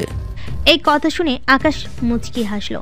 তারপর আকাশ মাটিতে পড়ে যাবার পর যখন একজন এসে তাকে মারতে যাবে, এই সময় বাইক নিয়ে হাজির হয় এমকে। সে এসে লোকটাকে গুলি করে মেরে দিল। এমকে বাইক থেকে নেমে আকাশকে বলল, ব্রো, এত তাড়াতাড়ি মরলে কি হবে? এখনো তো অনেক কাজ বাকি। এমকের এমন কথা শুনে তো আকাশ মুচকি হেসে বলল, এখনই তো মারছি না, শুধু একটু আঘাত পেয়েছি। আর তুই থাকতে আমাকে কে মারবে? বেশি ভাও কাজ না, এখনই তো পটল তুলছিলি উপরে। আমাকে মারার সাহস আছে নাকি? এই, তোরা দাঁড়িয়ে গল্প শুনছিস কেন?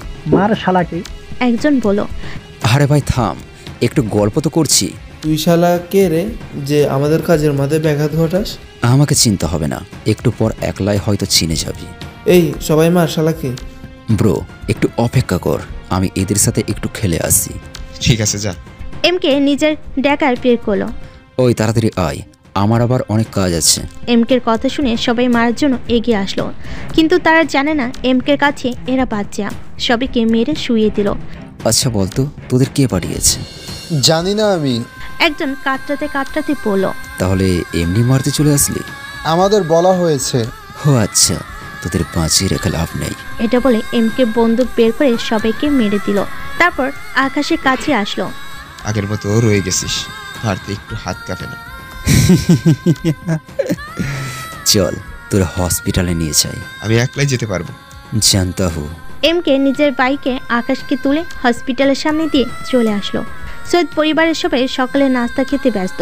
তখনই আমিরের ফোনে একটা কল আসলো। কল রিসিভ করে যেটা শুনলো তা শুনে খাওয়া বন্ধ হয়ে গেল। কি হলো তোমার? খাওয়া অফ করলে কেন? কে ফোন করেছিল বাবা? সিটি হসপিটাল থেকে ফোন করছিল। আকাশ এখন হসপিটালে। কি? আমার ছেলে কি হয়েছে? সেখানে গেলেই দেখা যাবে। মেঘ তাড়াতাড়ি গাড়ি বের কর। ঠিক আছে বাবু। সকলে মিলে হসপিটালে চলে আসলো।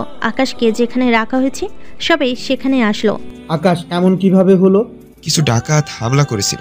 কত করে বললাম রাতে কোনো হোটেলে কাটিয়ে তারপর বাড়িতে আয়। আমার কথা তো শুনবি না। আরে জানতাম নাকি নিজের এলাকায় এসে এমন হবে? ভালো তো, আঘাত লাগছে। ডাক্তার কি বলেছে? বাবা তোমরা চিন্তা করো না তো, খুব তাড়াতাড়ি আমি সুস্থ হয়ে যাব। একের পর এক বিপদ হয়েই চলেছে, কি যে করব। আমির বলল, নিলয় অনেকদিন তো হলো, আর কতদিন সময় লাগবে? চিন্তা করবেন না আপনি, খুব তাড়াতাড়ি এই কাজটি শেষ করব। সে তো অনেক আগে থেকেই শুনে আসছি, কাজের কাজ তো হচ্ছে না। তার ছেলেকে কিছুদিন আগে মারতে পাঠিয়েছিলাম, কিন্তু কে জানো আমার সব লোককে মেরে তাকে বাঁচিয়ে নিয়েছে। আচ্ছা আর কিছুদিন সময় দিলাম তোরে। এটা বলে লোকটি ফোন কেটে দিল, কারণ এমকের কথা বলে হয়তোবা নিলয় কাজ নাও করতে পারে। নিলয় ফোন কেটে ভাবতে লাগলো কি করা যায়। কিছু সময় ভাবার পর তার মুখে হাসি ফুটে উঠলো। তারপর নিজের এক লোককে ফোন করলো। হ্যালো। জি বস বলেন। আমিরের মেয়েটা অনেক সুন্দর, তারে তুলে আনার ব্যবস্থা কর। আচ্ছা ঠিক আছে। দেখতে দেখতে কিছুদিন কেটে গেল। আকাশ এখন সম্পূর্ণ সুস্থ। আর মাত্র কিছুদিন পর বৃষ্টির ভার্সিটি খুলবে, কিন্তু কিছু কারণে বৃষ্টির খুব মন খারাপ। বৃষ্টি তার বাবাকে বলে মেঘকে নিয়ে একটু বাইরে বের হলো। মেঘ গাড়ি চালায় আর বৃষ্টি পাশে বসে আছে। কোথায় যাবেন ম্যাম? পার্কের দিকে নিয়ে চলো। আচ্ছা। মেঘ একটু থেমে, আপনার মন খারাপ কেন? সেটা তোমার না জানলেও চলবে। Okay ma'am. সব জেনেও না জানার ভান করে, বাহ একটু ভালো লাগে না আমার। বৃষ্টি মনে মনেই বলল। মেঘ গাড়ি চালাতে ছিল, হঠাৎ মেঘ গাড়ির কন্ট্রোল হারিয়ে ফেল। সাথে সাথেই পাশের ল্যাম্পপোস্টের সাথে গিয়ে ধাক্কা খেলো। বৃষ্টি ব্যথায় চিৎকার করে উঠল। মাথায় একটু চোট লেগেছে, মেঘের একটু লেগেছে। মেঘ তাড়াতাড়ি গাড়ি থেকে বের হয়ে দেখলো সামনের চাকার হাওয়া নেই। বেশি না ভেবে তাড়াতাড়ি বৃষ্টিকে গাড়ি থেকে নামালো। ম্যাম আপনার তো মাথায় অনেক আঘাত লাগছে, চলুন হসপিটালে নিয়ে যাই। না একটু কেটে গেছে, ব্যান্ডেজ করলেই হয়ে যাবে। কিন্তু তুমি গাড়ি সাবধানে চালাবে তো? ম্যাম গাড়ি ঠিকই চালাতেছিলাম, কিন্তু হঠাৎ চাকা বাস্ট হওয়ার জন্য। মাহিম? হঠাৎ বৃষ্টি মাহিম বলে চিৎকার করে উঠল। এতে মেঘ পিছনে তাকিয়ে কিছু বুঝে ওঠার আগেই একজন এসে মেঘের মাথায় বাড়ি দিল। সাথে সাথে মেঘ মাটিতে পড়ে জ্ঞান হারালো। কে তোমরা? আর মেঘকে মারলে কেন? তারা বৃষ্টির কথায় উত্তর দিল না। মুখে রুমাল ধরে অজ্ঞান করে দুজনকেই গাড়িতে তুলে নিয়ে কোথাও চলে গেল। রাত 10টা বেজে গেছে, কিন্তু মেঘ আর বৃষ্টির এখনো বাড়ি ফেরেনি। আকাশ বাইরে গেছে দুজনকে খুঁজতে। বাড়িতে সবাই চিন্তা করছে, ওগো আমার মেয়েটাকে কি এমপির লোক ধরে নিয়ে গেছে? কিছু রং বুঝতে পারছি না। একটু জমির জন্য এরা আমার পরিবারকে। তুমি জমি দিয়ে দাও। তাহলে পরিবারগুলোর কি হবে? হঠাৎ আমিরের ফোনে একটা কল আসলো। রিসিভ করলে অপর পাশ থেকে হাসির শব্দ ভেসে আসলো। কে? আমি কে পরে জানতে পারবি। ওই জায়গায় দলিল নিয়ে তাড়াতাড়ি আমার দেওয়ার ঠিকানায় চলে আয়, না হলে তোর মেয়েকে আর জীবন তো দেখতে পারবি না। আমার মেয়েকে কিছু করবি না, আমি তোর বলা ঠিকানায় সব নিয়ে আসছি। আর শোন, কোনো পুলিশ যেন সাথে না থাকে। ঠিক আছে। আমির ফোন রেখে কারোর সাথে কথা না বলে কাগজগুলো নিয়ে বাড়ি থেকে বের হয়ে গেল। আমির ঠিকানায় গিয়ে দেখলো চারপাশে অনেক লোকজন। বৃষ্টি আর মেঘকে বেঁধে রাখা হয়েছে চেয়ারে। মেঘ অজ্ঞান হয়ে আছে। বাবা আমাদের তাড়াতাড়ি এখান থেকে নিয়ে চলো, দেখো ওরা মেঘকে মারছে আর জ্ঞান ফেরেনি। কিছু হবে না, আমি তো চলে আসছি। আরে আসুন আসুন, কাগজগুলো আনছেন তো? সব নিয়ে আসছিস? দেখি। নিলয় এগিয়ে গিয়ে কাগজগুলো দেখে সব দেখলো আর হাসতে লাগলো। তারপর একটা দলিলে স্বাক্ষর করতে বলল। আবার স্বাক্ষর কেন? আমার মেয়েকে ছেড়ে দাও, আমার মেয়ে চলে যাক। এত কথা শুনতে চাই না, তাড়াতাড়ি যা বলছি তাই কর, না হলে আমার হাতের যে বন্দুক দেখছিস এটা দিয়ে তোর মেয়ের জান কেড়ে নিব। আমি স্বাক্ষর করছি, তাও আমার মেয়েকে কিছু করো না। এটা বলে আমির কাগজ নিয়ে মানে দলিল নিয়ে স্বাক্ষর করতে যাবে, অমনি সেখানে এক অপরিচিত মুখোশধারী ব্যক্তি হাজির হয়। আরে দাঁড়াও, এত তারা কিসের? আমি পিছনে তাকিয়ে দেখলো এক ব্যক্তি দাঁড়িয়ে আছে যার চেনা মুশকিল, কিন্তু নিলয় এক দেখাই চিনে ফেলল। তুই এখানে? চলে আসলাম, অনেক তো লুকিয়েছিলি, এবার সময় এসেছে। তুই কিছু করতে পারবি না, এমকে এর চামচা। বস, কে এটা? মেরে ফেলি। এটা হলো ডেথলি বয়েজ গ্রুপের লিডারের ডান হাত। তারপর নিলয় আমিরের কাছ থেকে সবকিছু দলিলে লিখে নিবে। তখনই সেখানে এক ব্যক্তি আসছে, যার দেখে নিলয় অনেকটাই ভয় পাইছে। একে তুই এখানে? আসলাম তোর অপকর্ম ঠেকাতে। অনেক তো খারাপ কাজ করলি, এখন সময় এসেছে তোর পতনে। আমাকে মারা এত সহজ না, অনেকবার তো চেষ্টা করছিস, পারছিস নাকি? ইচ্ছাই ছিল না তাই, এখন তোকে না মারলে অনেক কিছু হয়ে যাবে। এই তোরা দাঁড়িয়ে কি দেখছিস? আর মারে রে। নিলয়ের কথা শুনে সবাই ভাবতে লাগলো কি করবে, কারণ একে কোনো সাধারণ মানুষ না, ভয়ঙ্কর থেকে ভয়ঙ্কর। গাধার মতো দাঁড়িয়ে না থেকে মার, না হলে তোরা নিজেরা মরবি। এবার লোকগুলো সত্যি ভয় পেয়ে গেল। নিজের বন্দুক বের করে মারতে গেলে চারপাশ থেকে গুলি এসে ঝাঁঝরা করে দিল। কিরে, তুই কি বলে গেছিস আমাদের পাওয়ারের সম্পর্কে? এই কিছু সামান্য মানুষ নিয়ে আমাকে মারতে চাইছিস? আমির আর বৃষ্টি শুধু তাকিয়ে দেখে যাচ্ছে, কিছু বুঝতে পারছে না, কিন্তু যেটা হচ্ছে সব তাদের ভালোর জন্যই হচ্ছে। নিলয়, তোর ইচ্ছে করলে আমি এখনই মারতে পারতাম, কিন্তু সঠিক সময়ের জন্য তোরে বাঁচিয়ে রাখলাম। কিন্তু এটা ভাবিস না তোর আমি ছেড়ে দিচ্ছি। এটা বলে একে নিজের বন্দুক দিয়ে একটা গুলি করলো, যেটাই ইনজেকশন লাগানো ছিল, যেটা লাগার সাথে সাথে জ্ঞান হারিয়ে ফেলো। আপনারা এখন যেতে পারেন, আপনারা বিপদ মুক্ত। কিভাবে যে তোমাকে ধন্যবাদ দেব বুঝতে পারছি না।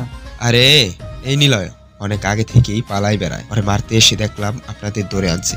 সে যাই হোক, আমার লোক আপনাদের পৌঁছে দিচ্ছে। একের কথা মতো তার লোক আমির, বৃষ্টি আর মেঘকে নিয়ে বাসে পৌঁছে দিতে গেল। একে মুচকি এসে নিলয়কে নিয়ে চলে গেল।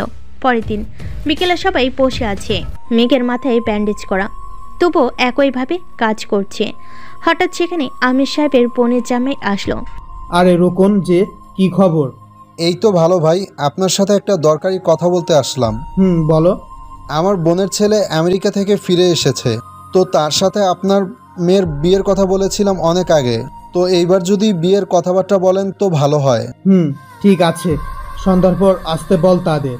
আচ্ছা ঠিক আছে ভাই। বৃষ্টি একবার মেঘের দিকে তাকিয়ে উপরে চলে গেল।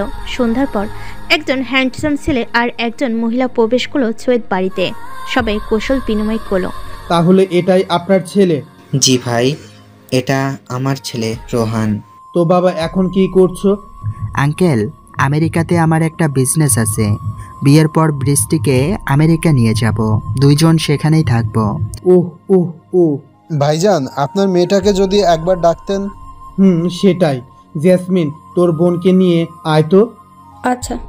জেসমিন নিজের বোনকে নিয়ে আসতে বৃষ্টির রুমের দিকে যেতে লাগলো। দেখো মাহিম, আমি কিন্তু আর সহ্য করতে পারছি না, প্লিজ তুমি কিছু একটা করো। কি করব? তোমার বাবাকে কিভাবে মানাবো? তিনি যে রাগী দেখে মনে হয়। সেটা আমি জানি না, যেই জন্য আজ এতদিন তুমি এই বাড়িতে চাকর হয়ে আছো, সেটা যদি পূর্ণ করতে না পারো তাহলে এসে কি লাভ? আমি এক্ষুনি বলে দিচ্ছি যে তুমি আমাকে ভালোবাসো। এটা করবে না তুমি। আমি আমার বাবাকে কি কথা দিয়েছি ভুলে গেছো? তাই বলে আমি অন্য ছেলের সামনে যাব? আরে যাও, সমস্যা নেই। এবার বৃষ্টি একটা কাজ করে বসলো, মাইমকে জড়িয়ে ধরে চুমু খেতে লাগলো। কিছু সময় পর ছেড়ে দিল। এই মন প্রাণ শুধু তোমাকে চাই প্রিয়। চিন্তা করো না, সব ঠিক হয়ে যাবে। তুমি এখন আমার রুম থেকে যাও, কেউ চলে আসবে। আচ্ছা।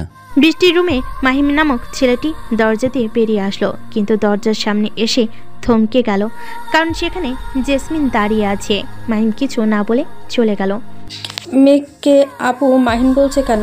আর এদের মাঝে কি সম্পর্ক আছে? দেখে মনে হচ্ছে তো এদের জল অনেক দূর গড়িয়েছে। না, আপুর বিয়ের পর আমি বাবাকে মাহিনের কথা বললাম।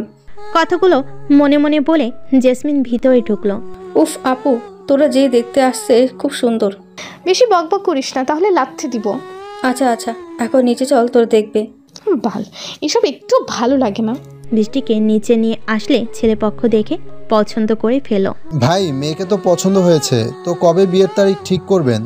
আমি সাহেব কিছু একটা ভেবে বলো। সামনে শুক্রবার। আচ্ছা। বৃষ্টি কিছু বলছে না, শুধু মেঘের দিকে তাকিয়ে আছে, আর জেসমিন শুধু তাদের দিকে নজর রাখছে।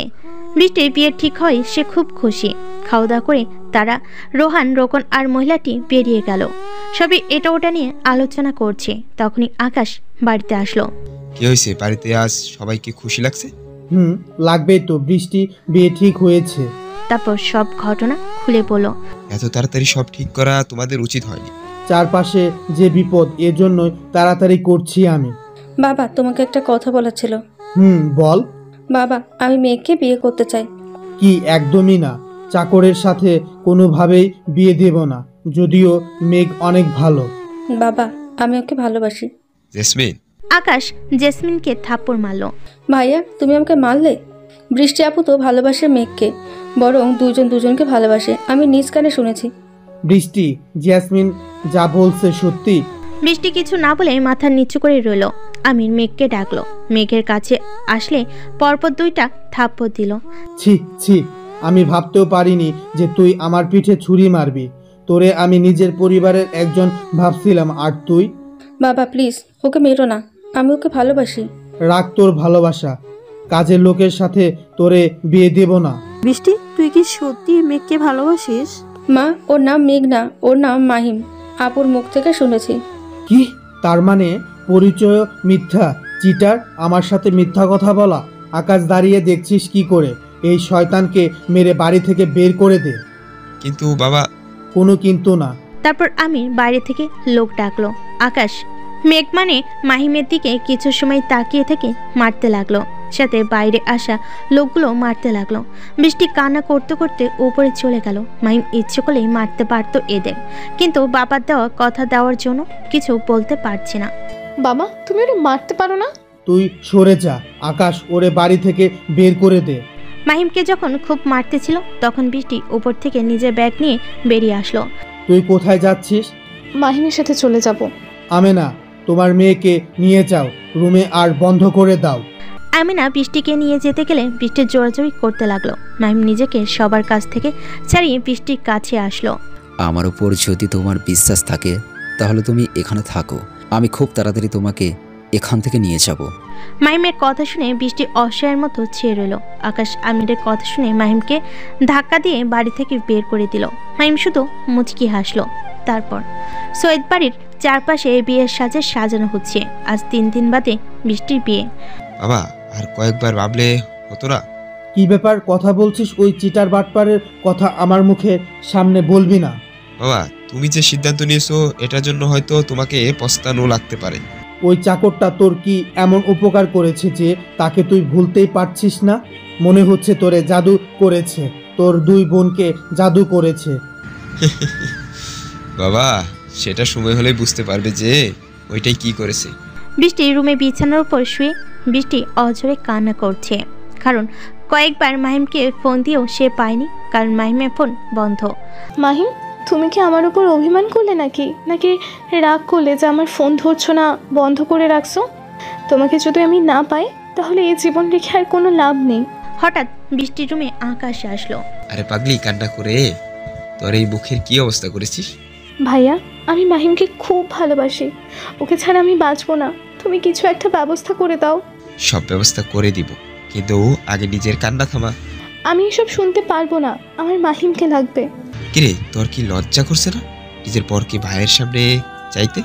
মানে তোর কি মনে হয় যে আমি কিছুই জানি না? মাহিম যে তোর বিয়ে করার পর সেটা আমি খুব ভালো করে জানি। তুমি কিভাবে জানলে? সেটা কোনো এক সময় বলবো, কিন্তু তুই টেনশনের মাথায় এমন কিছু করবি না যাতে পস্তাতে হয়। তুই রিল্যাক্সে থাক, সঠিক সময় মাহিম এসে তোকে নিয়ে যাবে। তুমি সত্যি বলছো ভাইয়া? হ্যাঁ রে পাগলি, আমি সত্যি বলছি, এখন একটু হাস। আকাশ নিজের বোনের মুখ বাঁকানো দেখে হেসে ফেল। তারপর মাথায় হাত বুলিয়ে রুম থেকে বেরিয়ে গেল। কিরে শালা, এতদিন কোথায় ছিলি? এই তো তোর ভাবিদের বাসায়। কি বলিস? তুই বৃষ্টি ভাবিদের বাসা ছিলি আর আমাদের জানালিও না? তোদের জানিয়ে আমার কি লাভ? শোনা, শ্বশুর বাড়ি গিয়ে একলি আদর যত্ন খেয়ে আলি? আরে না, সে অনেক বিরাট কাহিনী, তোদের অন্য সময় বলবো, কিন্তু আমার একটা কাজ করে দিতে হবে তোদের। ঠিক আছে, সেটা বল। আগামী শুক্রবার তোর ভাবি মানে বৃষ্টির বিয়ে এক ছেলের সঙ্গে। কি বলছিস? তুই থাকতে অন্য ছেলের সাথে বিয়ে মানে? আরে ওর বাবা জোর করে বিয়ে দিচ্ছে, কিন্তু এখনো জানে না যে আমার আর বৃষ্টির বিয়ে হয়েছে। তোর কথার মাথা মুন্ডু কিছুই বুঝি না, একটু ভালো করে বলতো। তারপর মাহিম এই পর্যন্ত ঘটে আসা সব ঘটনা খুলে বলো। বুঝেছিস? সবই বুঝলাম, এখন আমাদের কি করতে হবে? তোদের এই কাজগুলো করতে হবে, আর কি কি করতে হবে আমি সঠিক সময় বলে দেব। আচ্ছা ঠিক আছে। রাতের অন্ধকারে এমকে নিজের বাইক নিয়ে ছুটে চলেছে। কোথায় যাচ্ছে সেটা সবার অজানা। এমকে নিজ গন্তব্যে ছুটে চলেছে। ঢাকা নাইট ক্লাবের সামনে এসে তার বাইক থামলো। বাইক থেকে নেমে সোজা ভিতরে চলে গেল। আশেপাশের লোকজন সবাই তার দিকে অবাক চোখে তাকাচ্ছে যে কে এই আগন্তুক। এমকে সোজা গিয়ে মদ বারে বসে থাকা রাজের বুকে গিয়ে লাথি মারল। সাথে সাথে সিটকে দূরে গিয়ে পড়ল। তার পাশের লোকজন সবাই জড়ো হয়ে গেল। রাজকে মারার জন্য রাজের লোক এসে এমকে মারতে আসলে এমকে নিজের কোমর থেকে সাপোর্ট বের করে সবাইকে এক এক করে মারতে লাগলো। সাপোর্টটি কোনো সাধারণ চাবুক ছিল না, চাবুকের সাথে ধারালো বেল্ট লাগানোই সেটা মারের সাথে জায়গায় জায়গায় কেটে যাচ্ছে। কিছু সময়ের মাঝে সবাই জোরে জোরে চিৎকার করতে লাগলো। আশেপাশের লোকজন ভয়ে জড়ো হয়ে গেল। এমকে খুব মারতে লাগলো। একসময় নিজের পকেট থেকে একটা বোতল বের করলো। তারপর সেটা দিয়ে সবার সামনে রাজের বুকের উপর ধর্ষক লিখে দিল। বোতল থেকে আগুন জাতীয় কিছু বের হয়ে সেটা লেখা হয়ে গেল। চিৎকার করতে করতে সেখানে মারা গেল। সবাই কান খুলে শুনে রাখ, যে ধর্ষক থাকিস না কেন শুধরে যাবি, পরের বার তোদের পালা আসতে পারে। এটা বলে এমকে চলে গেল। নিজের আদরের ছেলের মৃত্যুর কথা শুনে এমপি বরুণ তো খুব রেগে গেছে। বরুণের পাশে দাঁড়িয়ে আছে তার দুই ছেলে রকি আর সাইফুল। তোরা থাকতে আমার আদরের ভাইকে কে মারলো? তোরা কি ঘাস কাটতেছিলি? বস, সে এলাকায় আমাদের সবার সামনে আমাদের মেরে ছোট্ট স্যারকে মেরে দিয়েছে। তাহলে তোদের বেঁচে থেকে কোনো লাভ নেই। এটা বলে রকি নিজের বন্দুক বের করে 5-6 জনকে মেরে দিল। রকি, মাথা ঠান্ডা কর, এখন মাথা গরম করে চলবে না। রাজের শেষ কাজের ব্যবস্থা কর, তারপর খুঁজে বের কর এমকে কে। অনেক জ্বালিয়েছে, আর সহ্য হচ্ছে না, আমি ওরে লাশ হিসেবে দেখতে চাই। ঠিক আছে বাবা। রোহান নিজের পরিবার নিয়ে সৈয়দ বাড়িতে চলে আসলো। চারপাশে খুব সুন্দর করে সাজানো হয়েছে। নির্দিষ্ট সময়ে বিয়ে পড়ানো শুরু হলে হঠাৎ চারপাশ থেকে বডিগার্ড এসে পুরো বাড়ি ঘিরে ধরলো। এমন কেন হলো কেউ বুঝতে পারলো না। কে তোমরা আর কার হুকুমে আমার বাড়িতে ঘেরা করলে? হঠাৎ সাহেবী স্টাইলে গাড়ি থেকে নামলো মাহিম। তার সাথে নামলো তার বন্ধু আর সালাম চৌধুরী। মাহিমকে এই অবস্থায় দেখে তো সৈয়দ বাড়ির সবাই অবাক, বিশেষ করে আমির। মেঘ, তুই এখানে আর এইভাবে কেন? নো মেঘ, I am only Mahim, Mahim Shahriar. Mahim সহ তার সাথে লোকগুলো ভিতরে প্রবেশ করলো। আমির সাহেব, চিনতে পেরেছেন? মাহিমের বাবা বলল। আপনি শাহরিয়ার গ্রুপের অ্যাডমিন আর ঢাবির সভাপতি, যে কিছু মাস আগে আমাদের এলাকায় একটা কাজের জন্য আসছিলেন। ঠিক চিনেছেন। মাহিম হলো আমার ছেলে, যাকে আপনার মন জয় করতে পাঠিয়েছিলাম, কিন্তু আপনি আমার ছেলেকে মেরে তাড়িয়ে দিয়েছেন। আমার ছেলে ইচ্ছে করলে তার জবাব দিতে পারত, কিন্তু আমার কথা রাখতে গিয়ে তা করেনি, কারণ আমি জানি আপনি খুব ভালো মানুষ আর সম্মানিত ব্যক্তি। মাহিম ভিতরে গিয়ে কারোর দিকে নজর না দিয়ে সোজা বৃষ্টির রুমে গেল। গিয়ে দেখলো সবাই বৃষ্টিকে খুব সুন্দরভাবে সাজিয়েছে। মায়াবতী? মাহিমের ডাক শুনে বৃষ্টি ঘুরে তাকালো। মাহিমকে দেখার সাথে সাথেই এসে মাহিমকে জড়িয়ে ধরে কান্না করতে লাগলো। এত দেরি করলে কেন? আমাকে কাঁদাতে তোমার খুব ভালো লাগে? একটু লেট হয়ে গেল, এই যে এখন একবারে নিয়ে যেতে আসলাম। মাহিম বৃষ্টির হাত ধরে নিয়ে যেতে লাগলে জেসমিন বলল, সরি জিজু। জিজু ডাক শুনে মাহিম পিছনে ঘুরে তাকালো। আমি জানতাম না আপনি আমার বোনের জামাই। সেদিন ভাইয়া আর আপুর কথা বলতেছিল, তখন শুনছি, তখন থেকে নিজের কাছে নিজেকে ছোট লাগছে। চিল ম্যাম, এই বয়সে চিল কর, কিন্তু সাবধানে। এটা বলে মাহিম বৃষ্টিকে নিয়ে নিচে চলে আসলো। মাহিম যখন চলে যাবে তখনই রোহান মাহিমের পথ আটকে ধরলো। তোর সাহস হলো কিভাবে যে তুই আমার উডবিকে নিয়ে যাচ্ছিস? আমার অনেক সাহস আছে, কারণ বৃষ্টি হলো আমার। তারপর মাহিম বৃষ্টিকে নিয়ে যখন চলে যেতে যাবে আমির সাহেব ছুটে আসতে গেলে কিন্তু তার আগেই রোহান তার বন্ধুরা মাহিমকে ঘিরে ধরল। ব্রো, তোমার সাহস তো কম না যে আমার উডবি ওয়াইফকে তুমি তুলে নিয়ে যাচ্ছ। ব্রো, তুলে নিয়ে যাচ্ছি না, সে আমার সাথে নিজ ইচ্ছা যাচ্ছে। বৃষ্টি, তুমি কি তার সাথে নিজ ইচ্ছায় যাচ্ছ? হ্যাঁ, তাকে আমি ভালোবাসি আর সে আমার বিয়ে করা স্বামী। সে নিয়ে গেলে আমি যাব না কেন? হোয়াট? ব্রো, অবাক হয়ে লাভ নাই। এবার আমির সাহেব তেড়ে আসলো। কি যাতা বলছো তুমি? আমার মেয়ের সাথে তোমার বিয়ে হলো কবে? নাকি বিয়ে ভাঙার জন্য এমন করেছো?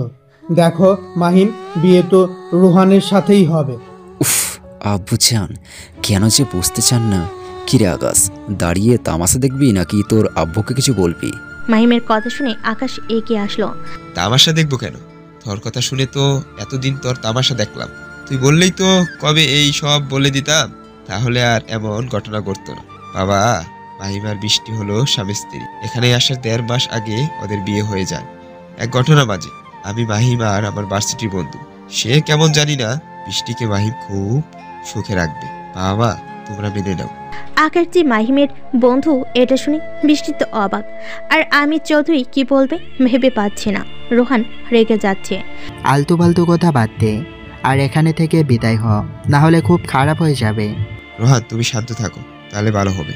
কিভাবে তুই এটা বলছিস? তোরা কিছু না বললেও আমি ওরে ছাড়বো না। এটা বলে রোহান মাহিমকে মারতে আসলে নাফিস মারুনিয়াম সামনে এসে বাধা দিল। তোরা সরে দাঁড়া। ব্রো, তোমার কষ্ট বুঝতে পারছি, তবে এটা শুনে রাখো, তুমি যে রাস্তায় চলো সে রাস্তার কিং আমি, সো বি কেয়ারফুল। মাহিম কিসের ইঙ্গিত দিল কেউ বুঝলো না। মাহিম এবার আমিরের কাছে আসলো। মাফ করবেন, এভাবে কিছু করতে চাইনি, কিন্তু করতে হলো। মারুফ আমাদের বিয়ের কাগজটা দেখাই দিস, আর হ্যাঁ, বাসার ঠিকানা আগে দিস। হাজার হলো আমার শ্বশুর। তারপর মাহিম বৃষ্টিকে নিয়ে চলে গেল, সাথে বাকিরাও। রোহান কিছু বলতে কেউ বলতে পারলো না, কিন্তু মনে মনে রাগ পুষে রাখলো। রকি, আর কয়দিন সময় লাগবে তোর একটা ব্যক্তিকে খুঁজে বের করতে? বাবা, তুমি কি কে ছোটোখাটো মস্তান ভেবেছো? কিন্তু আমি তাকে খুঁজে বের করবো খুব তাড়াতাড়ি, আর সেটার জন্য আমার একটা প্ল্যান আছে। কি প্ল্যান করেছিস? বাবা, তুমি তো জানোই আমাদের সব খারাপ কাজের হস্তক্ষেপ করেছে, তো আমরা যদি আবারও এমন কাজ করি তাহলে নিশ্চয়ই সে আমাদের সামনে আসবে, আর তখনই। বাহ, তোর বুদ্ধি আছে বলতে হবে। তো কবে এই কাজ করতে চাইছিস? খুব তাড়াতাড়ি, কিন্তু তুমি নিজের প্রস্তুতি নিয়ে নাও। ঠিক আছে, তোরা তোদের মতন নে, বাকিটা আমরা দেখছি। বাবা, আমাদের প্ল্যান আমরা 3 জন ছাড়া যেন কেউ জানতে না পারে। বাবা, সাইফুল ঠিক বলেছে। আমার মনে হয় কেউ একজন আমাদের পিছনে আছে, যে কে আমাদের সব খবর দেয়। আমারও সেটাই মনে হয়। তারপর 3 জন আরো কথা নিজেদের মধ্যে বলতে লাগলো। আকাশ, তাহলে তুই আগে থেকেই জানতিস যে মেঘের আসল পরিচয়, তাহলে আমাদের বলিসনি কেন? ভাই বলতে নিষেধ করেছিল, সে দেখতে চেয়েছিল তোমরা গরিবদের কেমন নজরে দেখো, তাছাড়া তোমাদের মন জয় করতে চেয়েছিল, এই জন্য। সেদিন যে ঘটনা ঘটলো, আমার যে সম্মান ছিল সেটা কি মানুষ আর দেবে? সেটা হয়তো দিবে কিনা জানি না, কিন্তু বৃষ্টি মাহিমের সাথে খুবই সুখে থাকবে, এটা আমি বলতে পারি। হ্যাঁ, তোরা তো অনেক বড় হয়ে গেছিস, নিজের যেটা ইচ্ছে সেটাই করিস। ভুল বুঝছো বাবা। আর তুমি কি কাল আমার সাথে ঢাকা যাবে? তোর সাথে ঢাকায় যাব কেন? বৃষ্টিকে দেখতে। তোর বোন, তুই যা। এটা বলে আমি চলে গেল। আকাশ মুচকি এসে বাড়ি থেকে বেরিয়ে গেল। আচ্ছা জান, তুমি আগে বলনি কেন তুমি ভাইয়ার বন্ধু? এমনি বলিনি, সারপ্রাইজ দিব বলে। তুমি আমাকে কবে চিনলে? তোমাকে প্রথম দিন দেখাই আমি চিনে ফেলেছিলাম। আকাশের ফোনে তোমার পিক দেখছিলাম। শয়তান ছেড়া, আমাকে চিনো না চেনার ভান করে। বৃষ্টি এটা বলে মাহিমকে উড়াধুরা মারতে লাগলো, আর মাহিম হাসতে লাগলো। হঠাৎ বৃষ্টির ফোন বেজে উঠলো। জান, এবার তো থামো, তোমার ফোন বাজে, দেখো কে ফোন করছে। বৃষ্টি ফোন হাতে নিয়ে দেখলো আকাশ ফোন করেছে। ভাইয়া ফোন করেছে, তাই বেঁচে গেলে। এটা বলে বৃষ্টি ফোন রিসিভ করে কথা বলতে লাগলো। এমন সময় মাহিমের ফোনে একটা বার্তা আসলো, যেটা ওপেন করলে কিছু একটা দেখে মুচকি হাসি ফুটে উঠলো। পড়া হয়ে গেলে বার্তাটি ডিলিট করে দিল। বৃষ্টি ফোনে কথা বলে এসে মাহিমকে বলল, আজ ভাইয়া আর জেসমিন আসছে আমাদের বাড়িতে। ও আচ্ছা, তোমাকে নিতে আসছে নাকি? আব্বু মানেনি, তাই এমনি দেখতে আসবে। ও আচ্ছা, চিন্তা করো না, সব ঠিক হয়ে যাবে। বিকেলে মাহিম আর বৃষ্টি ঘুরতে বের হলো। কয়েকদিন বাড়ি থেকে বেরি হওয়া হয়নি, তাই মাহিম নিজে বৃষ্টিকে নিয়ে বাইরে ঘুরতে যাবার কথা বলল। যদিও বৃষ্টি আসতে চাচ্ছিল না, আকাশ আর জেসমিন আসবে বলে, কিন্তু মাহিম কিছু বুঝিয়ে দুজনেই ঘুরতে বের হলো।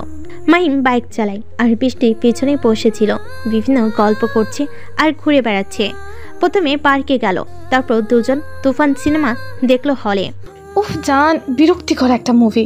এটাই নাকি টফ এখন? কচু। মাহিম মুচকি হেসে আবারও কিছু জায়গায় ঘুরলো, তারপর রেস্টুরেন্টে গিয়ে খাওয়া দাওয়া সেরে নিল। দুজন রাতের অন্ধকারে আবার বাড়ির দিকে রওনা দিল। দেখছো তোমার জন্য কত দেরি হয়ে গেল? ভাইয়া কখন থেকে আমাদের জন্য অপেক্ষা করছে। আরে জান, সমস্যা নেই, আমার সুমন্তি বুঝছে, আর বোনকে নিয়ে বোন জামাই লং জার্নি করছে। হঠাৎ মাহিম বাইক থামিয়ে ফেল। কি হলো? কে যেন ফোন করেছে, একটু কথা বলে নি। মাহিম ফোন কানে নিয়ে যেটা তা শুনে মাহিমের খুব হাসি পেল, কিন্তু বৃষ্টির সামনে কিছু বলল না। মাহিম আবার কারে যেন ফোন করবে, তখন সেখানে কয়েকটি গাড়ি চলে আসলো। কিছু বুঝে ওঠার আগেই মাহিমের উপর হামলা করলো। মাহিম যতটা পারে নিজেকে সেভ করে বৃষ্টির কাছে আসলো, তারপর সবার সাথে ফাইট করতে লাগলো। বৃষ্টি জানে মাহিম রেনবো গ্রুপের লিডার, তাই এমন ফাইট জানে। হঠাৎ বৃষ্টি মাহিম বলে চিৎকার করে উঠল। মাহিম! বৃষ্টির ডাক শুনে যখন পিছনে ঘুরতে যাবে, কেউ একজন মাহিমের ঘাড়ে ইঞ্জেকশন পুশ করলো। খানিক বাদে মাহিম ঢলে পড়লো। কে তোমরা? আমাদের সাথে এমন করছো কেন? কেন কি করছিস একটু পর বুঝতে পারবি। এই দুটো কই গাড়িতে তোল। লিডার লোকটি বলল। বৃষ্টিকেও অজ্ঞান করে গাড়িতে তুলল। তারপর চারপাশ শুনশান এলাকা, চারপাশে বাড়ি নেই, শুধু দূরে একটা গোডাউনের মতো কিছু একটা দেখা যাচ্ছে, যেটাই আলো জ্বলছে। হঠাৎ দুইটা বড় ট্রাক সেই গোডাউনে প্রবেশ করলো, তার সাথে ঢুকলো একটা মোটরসাইকেল। গাড়ি থেকে লোক নামার সাথে সাথেই মোটর বাইক থেকে লোকটি নামলো। তাকে দেখতে অন্যদের থেকে একদম ভিন্ন। কে তুই, আর এখানে আসলি কিভাবে? কিভাবে আবার? তোরা যেভাবে আসিস। দেখ, ভালোই ভালোই চলে যা, না হলে খুব খারাপ হয়ে যাবে। তোরা সব চুনোপটি, আমাকে কি করবি? আমি হলাম এমকে, যার দ্বারের কাছেও তোরা না। পরিচয় শুনে সবাই ভয় পেয়ে গেল, কিন্তু উপরে প্রকাশ করলো না। সবাই তেড়ে আসলো মারার জন্য। এমকে জানে এরা তার সাথে পারবে না, তাই খুব ইজিলি ভাবে মারামারি করতে লাগলো তাদের আসল বসকে ধরার জন্য। আজকারের পিছনে এখানে আসছে, মারামারি করতেছিল। তখনই চুপি চুপি একজন এসে এমকে শরীরে ইঞ্জেকশন পুশ করলো, সাথে সাথে সে দুর্বল হয়ে মাটিতে পড়ে গেল। আজ তোর শেষ দিন, তোকে এমনভাবে মারবো যে দেশের লোক দেখে ভয়ে কেঁপে উঠবে। এমন কথা শুনে এমকে মুচকি এসে অজ্ঞান হয়ে গেল। রাত 1:30, ঘন জঙ্গল, চারপাশ থেকে পশু পাখি ডাক শোনা যাচ্ছে। ছোট্ট একটা কুড়ে ঘর ছাড়া এখানে কিচ্ছু নেই। চারপাশে সার্কেল আকারে অনেক মানুষ দাঁড়িয়ে আছে বন্দুক হাতে করে। এর ঠিক মাঝে আগুন জ্বলছে, ঠিক তার পাশে তিনজনকে বেঁধে রাখা হয়েছে। তিনজন হলো আপনাদের সবার পরিচিত মাহিম, বৃষ্টি আর মাফিয়া কিং এমকে। হঠাৎ কুড়ে ঘর থেকে চারজন ব্যক্তি বেরিয়ে আসলো। এটা দেখে মনে হচ্ছে এরাই মেন কালপিট। চারজন হাসতে হাসতে বেরিয়ে আসলো। রোহান, তুমি আমাদের সাথে হাত মিলিয়ে খুব ভালো করেছো। এই মাহিমের উপর আমাদের অনেক দিন রাগ, ওর জন্য ভার্সিটিতে শান্তিতে কোনো কাজ করতে পারতাম না। আমি তো ওর বাপের জন্য ভার্সিটি নিজের কবজায় আনতে পারিনি। সব কিছু আমার জানা আছে। ওই মাহিমের জন্য বৃষ্টিকে আমি বউ করতে পারিনি। আজ শালাকে মেরে বৃষ্টিকে নিয়ে যাব। বৃষ্টিকে নিজের করে পাওয়ার জন্য রোহান, বরুণ, সাইফুল আর রকির সাথে হাত মিলিয়েছে। কেএমকে যে পুরো দেশ কাঁপিয়ে বেড়ায়, সকল খারাপ কাজকে বিনাশ করে। বাবা সামনেই আছে, দেখে নেওয়া যাক, চল আর কত অপেক্ষা করব। রকির কথা শুনে তিনজন সহমত পোষণ করলো। তারপর আস্তে আস্তে এমকে দিকে এগিয়ে গেল। এমকে মুখে একটা জোকার মাস্ক ছিল, যার উপর সুন্দর করে এমকে লেখা। রকিকে নিজের হাতের মাস্ক খুলে ফেল, সাথে সাথে বেরিয়ে আসলো পরিচিত মুখ, যা দেখে রোহান আর সাইফুল চিনে ফেল। আরে এ তো আকাশ, আমার সাথে পড়তো। আরে এ তো বৃষ্টির ভাই। আরে আমিরের ছেলে, যার জমি দখলের জন্য নিলয়কে কন্টাক্ট দিয়েছিলাম, কিন্তু নিলয়কে আর খুঁজে পাওয়া যায়নি। আমার বিশ্বাস হচ্ছে না যে আকাশ এমকে। আমারও সেটাই মনে হচ্ছে। তোমার এটা মনে হবার কারণ কি? হঠাৎ আকাশ বলে উঠল, আমাকে নিয়ে এত ভাবলে হবে না, একটু নিজেদের নিয়েও তো ভাবতে পারিস। মৃত্যুর আগে নিজেকে নিয়ে ভাব। আকাশের কথা শুনে সবাই তার দিকে তাকালো। তো জ্ঞান ফিরেছে? আমি অজ্ঞান হয়েছিলাম, কখন যে জ্ঞান ফিরবে আমি তো সৎ জ্ঞানে ছিলাম। তার মানে তুই জানতিস যে আমরা? তখন কি মনে হয় না তো মাহিমার বৃষ্টিকে কেন ধরে আনিসিস? রোহান, তুই কিন্তু খুব বড় ভুল করছিস। ভুল আমি, ওই মাহিম করেছে আমার সাথে পাঙ্কা নিয়ে আমার আর বৃষ্টির মাঝে আসার জন্য। ভুল তো মাহিম না, তুই করেছিস বৃষ্টি আর মাহিমের মাঝে এসে। তোরে এত কথা বলতে কে বলেছে? এটা বলে রোহন আকাশের মুখে খুশি দিল। এবার এসে রকি আর সাইফুলকে মারতে লাগলো। এরই মাঝে বৃষ্টি জ্ঞান ফিরে দেখলো নিজের ভাইকে কারা যেন খুব মারছে। কে তোমরা? আর আমাদের এখানে তুলে আনছো কেন? আর আমার ভাইকে এইভাবে মারছো কেন? তোর ভাই হলো আমাদের পথের কাঁটা। আমাদের হাজার হাজার কোটি কোটি টাকা তোর ভাইয়ের জন্য লস হয়েছে। আমার ভাই কি করেছে? তোর ভাই হলো মাফিয়া কিং, আর সে এত এত কাজ করেছে যেটা তোরে বলে শেষ করা যাবে না। রকি, এত কথা বলছো কেন? মালটারে শেষ করে মাহিমের দিকে যাই, আমার যে আর তর সইছে না। রোহান, আপনি এদের সাথে যোগ দিয়েছেন? তোমাকে আর তোমার বাবার সম্পত্তি পাবার জন্য আমরা সব করতে পারি। মাহিম নিজের জ্ঞান ফিরে পেল। চারপাশে তাকে বুঝতে পারলো তারা কোনো গভীর জঙ্গলে আছে। রকি, সাইফুল, তোরা আমাদের ধরে আনছিস কেন? তোর সাথে আমাদের কিছু হিসাব নিকাশ করার জন্য। তার আগে এই এমকে খতম করে দিই। মাহিম আকাশের দিকে তাকালো, কিছু একটা ইশারা করলো, যেটার মানে কি শুধু তারা দুজনেই শুধু জানে। আমার একটা জিনিস কিছুতেই মাথায় ঢুকছে না। নিলয় যখন আকাশকে মারতে গিয়েছিল তখন তাকে এমকে এসে বাঁচিয়েছিল, তাহলে আকাশ এমকে হয় কি হবে? রকির কথা শুনে সবার টনক নড়ে উঠল। এটাই যদি হয় তাহলে আসল এমকে কে? সাইফুল আকাশকে মারতে লাগলো। বল, এমকে কোথায়? আর তুই এখানে কেন? আমি এখানে কেন একটু পর বুঝতে পারবি, কিন্তু তোরা যে ভুল করেছিস সেটা আমি বুঝতে পারি। মানে কি বলতে চাইছিস তুই? আমি কি বলতে চাইছি, খুব শখ তাই না এমকে কে নিজ চোখে দেখা? তুই তাহলে এমকে না? আমি কে একটু পর না হয় বলছি। মিস্টার আর কে? নিজের সিক্রেট নাম শুনে রোহান চমকে উঠল, আর সাথে সাথে বাকির অবাক হয়ে গেল, কারণ বরুণ আর বাকি দুজন আর কে হয়ে কাজ করে। বস, আপনি আমাদের মাঝে ছদ্মবেশে কেন? আমি কেন আসছি আগে থেকে জানিস। বেশি কথা না বলে এটাকে শেষ কর। আমার ভাইকে তোমরা কিচ্ছু করবে না, প্লিজ ওরে ছেড়ে দাও। মাহিম, তুমি কিছু করো। আর কি করব জান, দেখছো তো আমার হাত পা বাঁধা, আর এত লোকের সাথে আমি পারবো নাকি? দূর, বিপদের সময় তুমি কিছু পারো না মনে হচ্ছে। বৃষ্টি আরও কিছু বলতে যাবে, তার আগেই কেউ একজন তাকে আবার ইঞ্জেকশন দিয়ে অজ্ঞান করে দিল। তুই কোন সাহসে ওর অজ্ঞান করলি? রোহান সেই লোকটিকে বলল যে বৃষ্টিকে ইঞ্জেকশন দিয়েছে। আরে ঘরে কিছু বলে লাভ নেই, এখানে তো একটা তাণ্ডব হবে যেটা বৃষ্টি দেখা উচিত হবে না। ওখানে শুধু তুই আর মাহিম মরবি, এটা ওর নিজে চোখে দেখা উচিত ছিল। কে মরবে সময় বলে দিবে। বস, অনেক হলো, এখন তাড়াতাড়ি এর চ্যাপ্টার শেষ করেন। আর কে একটা বন্দুক বের করে আকাশের দিকে ধরলো, কিন্তু কিছু করতে যাবে তাকে আগুন নিভে গেল। চারপাশে বাতাস বইতে লাগলো। সবাই সাবধান, হেলিকপ্টার হয়তো কেউ আসছে। কিন্তু এখানে খোঁজ বাইরের লোক পাবে কিভাবে? তোর দলের কেউ খবর দিয়েছে। উপর থেকে ফোর্স নামলো। এরা কেউ আর্মি বা র্যাব নয়, সবাই এমকে দলের পুরো সদস্য। এসেই সময়ের সব লোককে গুলি করে মেরে ফেলো। কি মিস্টার আর কে, কেমন দিলাম? তোর কি মনে হচ্ছে আমাকে তোরা ধরে আনছিস না আমি নিজ থেকে আসছি? একটা লোক এসে আকাশ আর মাহিমের হাতের বাঁধন খুলে দিল। মাহিম হেঁটে চারজনের সামনে আসলো। রোহান হরফে আর কে, তোর দাপটপতি মাস্তানের কাছে আসতে পারে, কিন্তু এমকের কাছে তুই চুনোপুটির মতো। আকাশ, তোর কথা কিন্তু সহ্য হচ্ছে না। আমি কিন্তু আকাশ, তুই তোর বোনকে নিয়ে যা, আমি এদের সাথে একটু আলোচনা করে আসছি। আচ্ছা ব্রো। মাইমের কথা শুনে আকাশ বৃষ্টিকে নিয়ে চলে গেল জায়গা থেকে কিছু দূরে।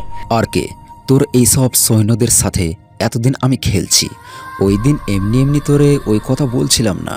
তার মানে তুই এমকে? চিনতে এত দেরি করলে হয়? তোরে আমি ছাড়বো না, তুই আমার ভাইকে মারছিস। মাইম আসলো, তারপর নিজের লোকের কাছে তার স্পেশাল গানার চাবুকটা নিল। কোনো কথা ছাড়াই চারজনকে মারতে লাগলো। তারা চাইলেও কিছু করতে পারবে না। রোহান শীষ বাজালো, কিন্তু কোনো কাজ হলো না। কাউকে ইশারা দিয়ে লাভ নেই, সবাইকে আগে উপরে পাঠিয়ে দিয়েছি। রোহান চোখ বড় বড় করে তাকালো। আমি নিজেই প্ল্যান করে তোদের এক জায়গায় করেছি। অনেক তো লুকিয়ে অন্যায় কাজ করলি, এখন সময় এসেছে তোদের মরার। মাইম নিজের গান রেখে ছোট্ট কুড়াল নিল, কোনো কথা ছাড়াই রকির ঘাড়ে কোপ দিল। সাথে সাথে মাথা আলাদা হয়ে গেল। কি করছিস তুই? কি পাগল হয়ে গেছিস? কিভাবে পারলি তুই ওরে মারতে? আমি অনেক কিছু পারি, কেন এতদিনে বুঝিসনি? I am psycho. এটা বলে সাইফুলকে মেরে দিল। প্লিজ আমাদের ছেড়ে দে, আমরা ভালো হয়ে যাব। দেশকে ভালো করতে কিছু ব্যক্তিকে মাফ নয়, মেরে ফেলতে হয়। এটা বলে দুই কোপ দিয়ে দুজনের ধর থেকে মাথা আলাদা করে দিল। রক্ত ছিটকে মাহিমের মুখে এসে পড়ল। পাপীদের রক্ত, ছি, এখনই গোসল করতে হবে। জান, সেদিন রাতে কি হয়েছিল? আমিও জানি না, ভুল করে আমাদের তুলে নিয়ে গিয়েছিল, কিন্তু তোমাকে অজ্ঞান করার পর আমিও জ্ঞান হারিয়ে ফেলি। ও আচ্ছা, আগের কথা রাখো তো, এখন আমাকে একটু আদর করতে দাও তো। এটা বলে মাহিম বৃষ্টির সঙ্গে ভালোবাসেই মেতে উঠল। সেদিন রাতের ঘটনা বৃষ্টির কাছে অজানা। আকাশের ঘটনা শুধু একটু জানে, কিন্তু সম্পূর্ণ জানে না। ভালোবাসি আমার জানটাকে। আমিও ভালোবাসি আমার পাগলিটারে। দুজন একে অপরকে জড়িয়ে ধরে ঘুমিয়ে পড়ল।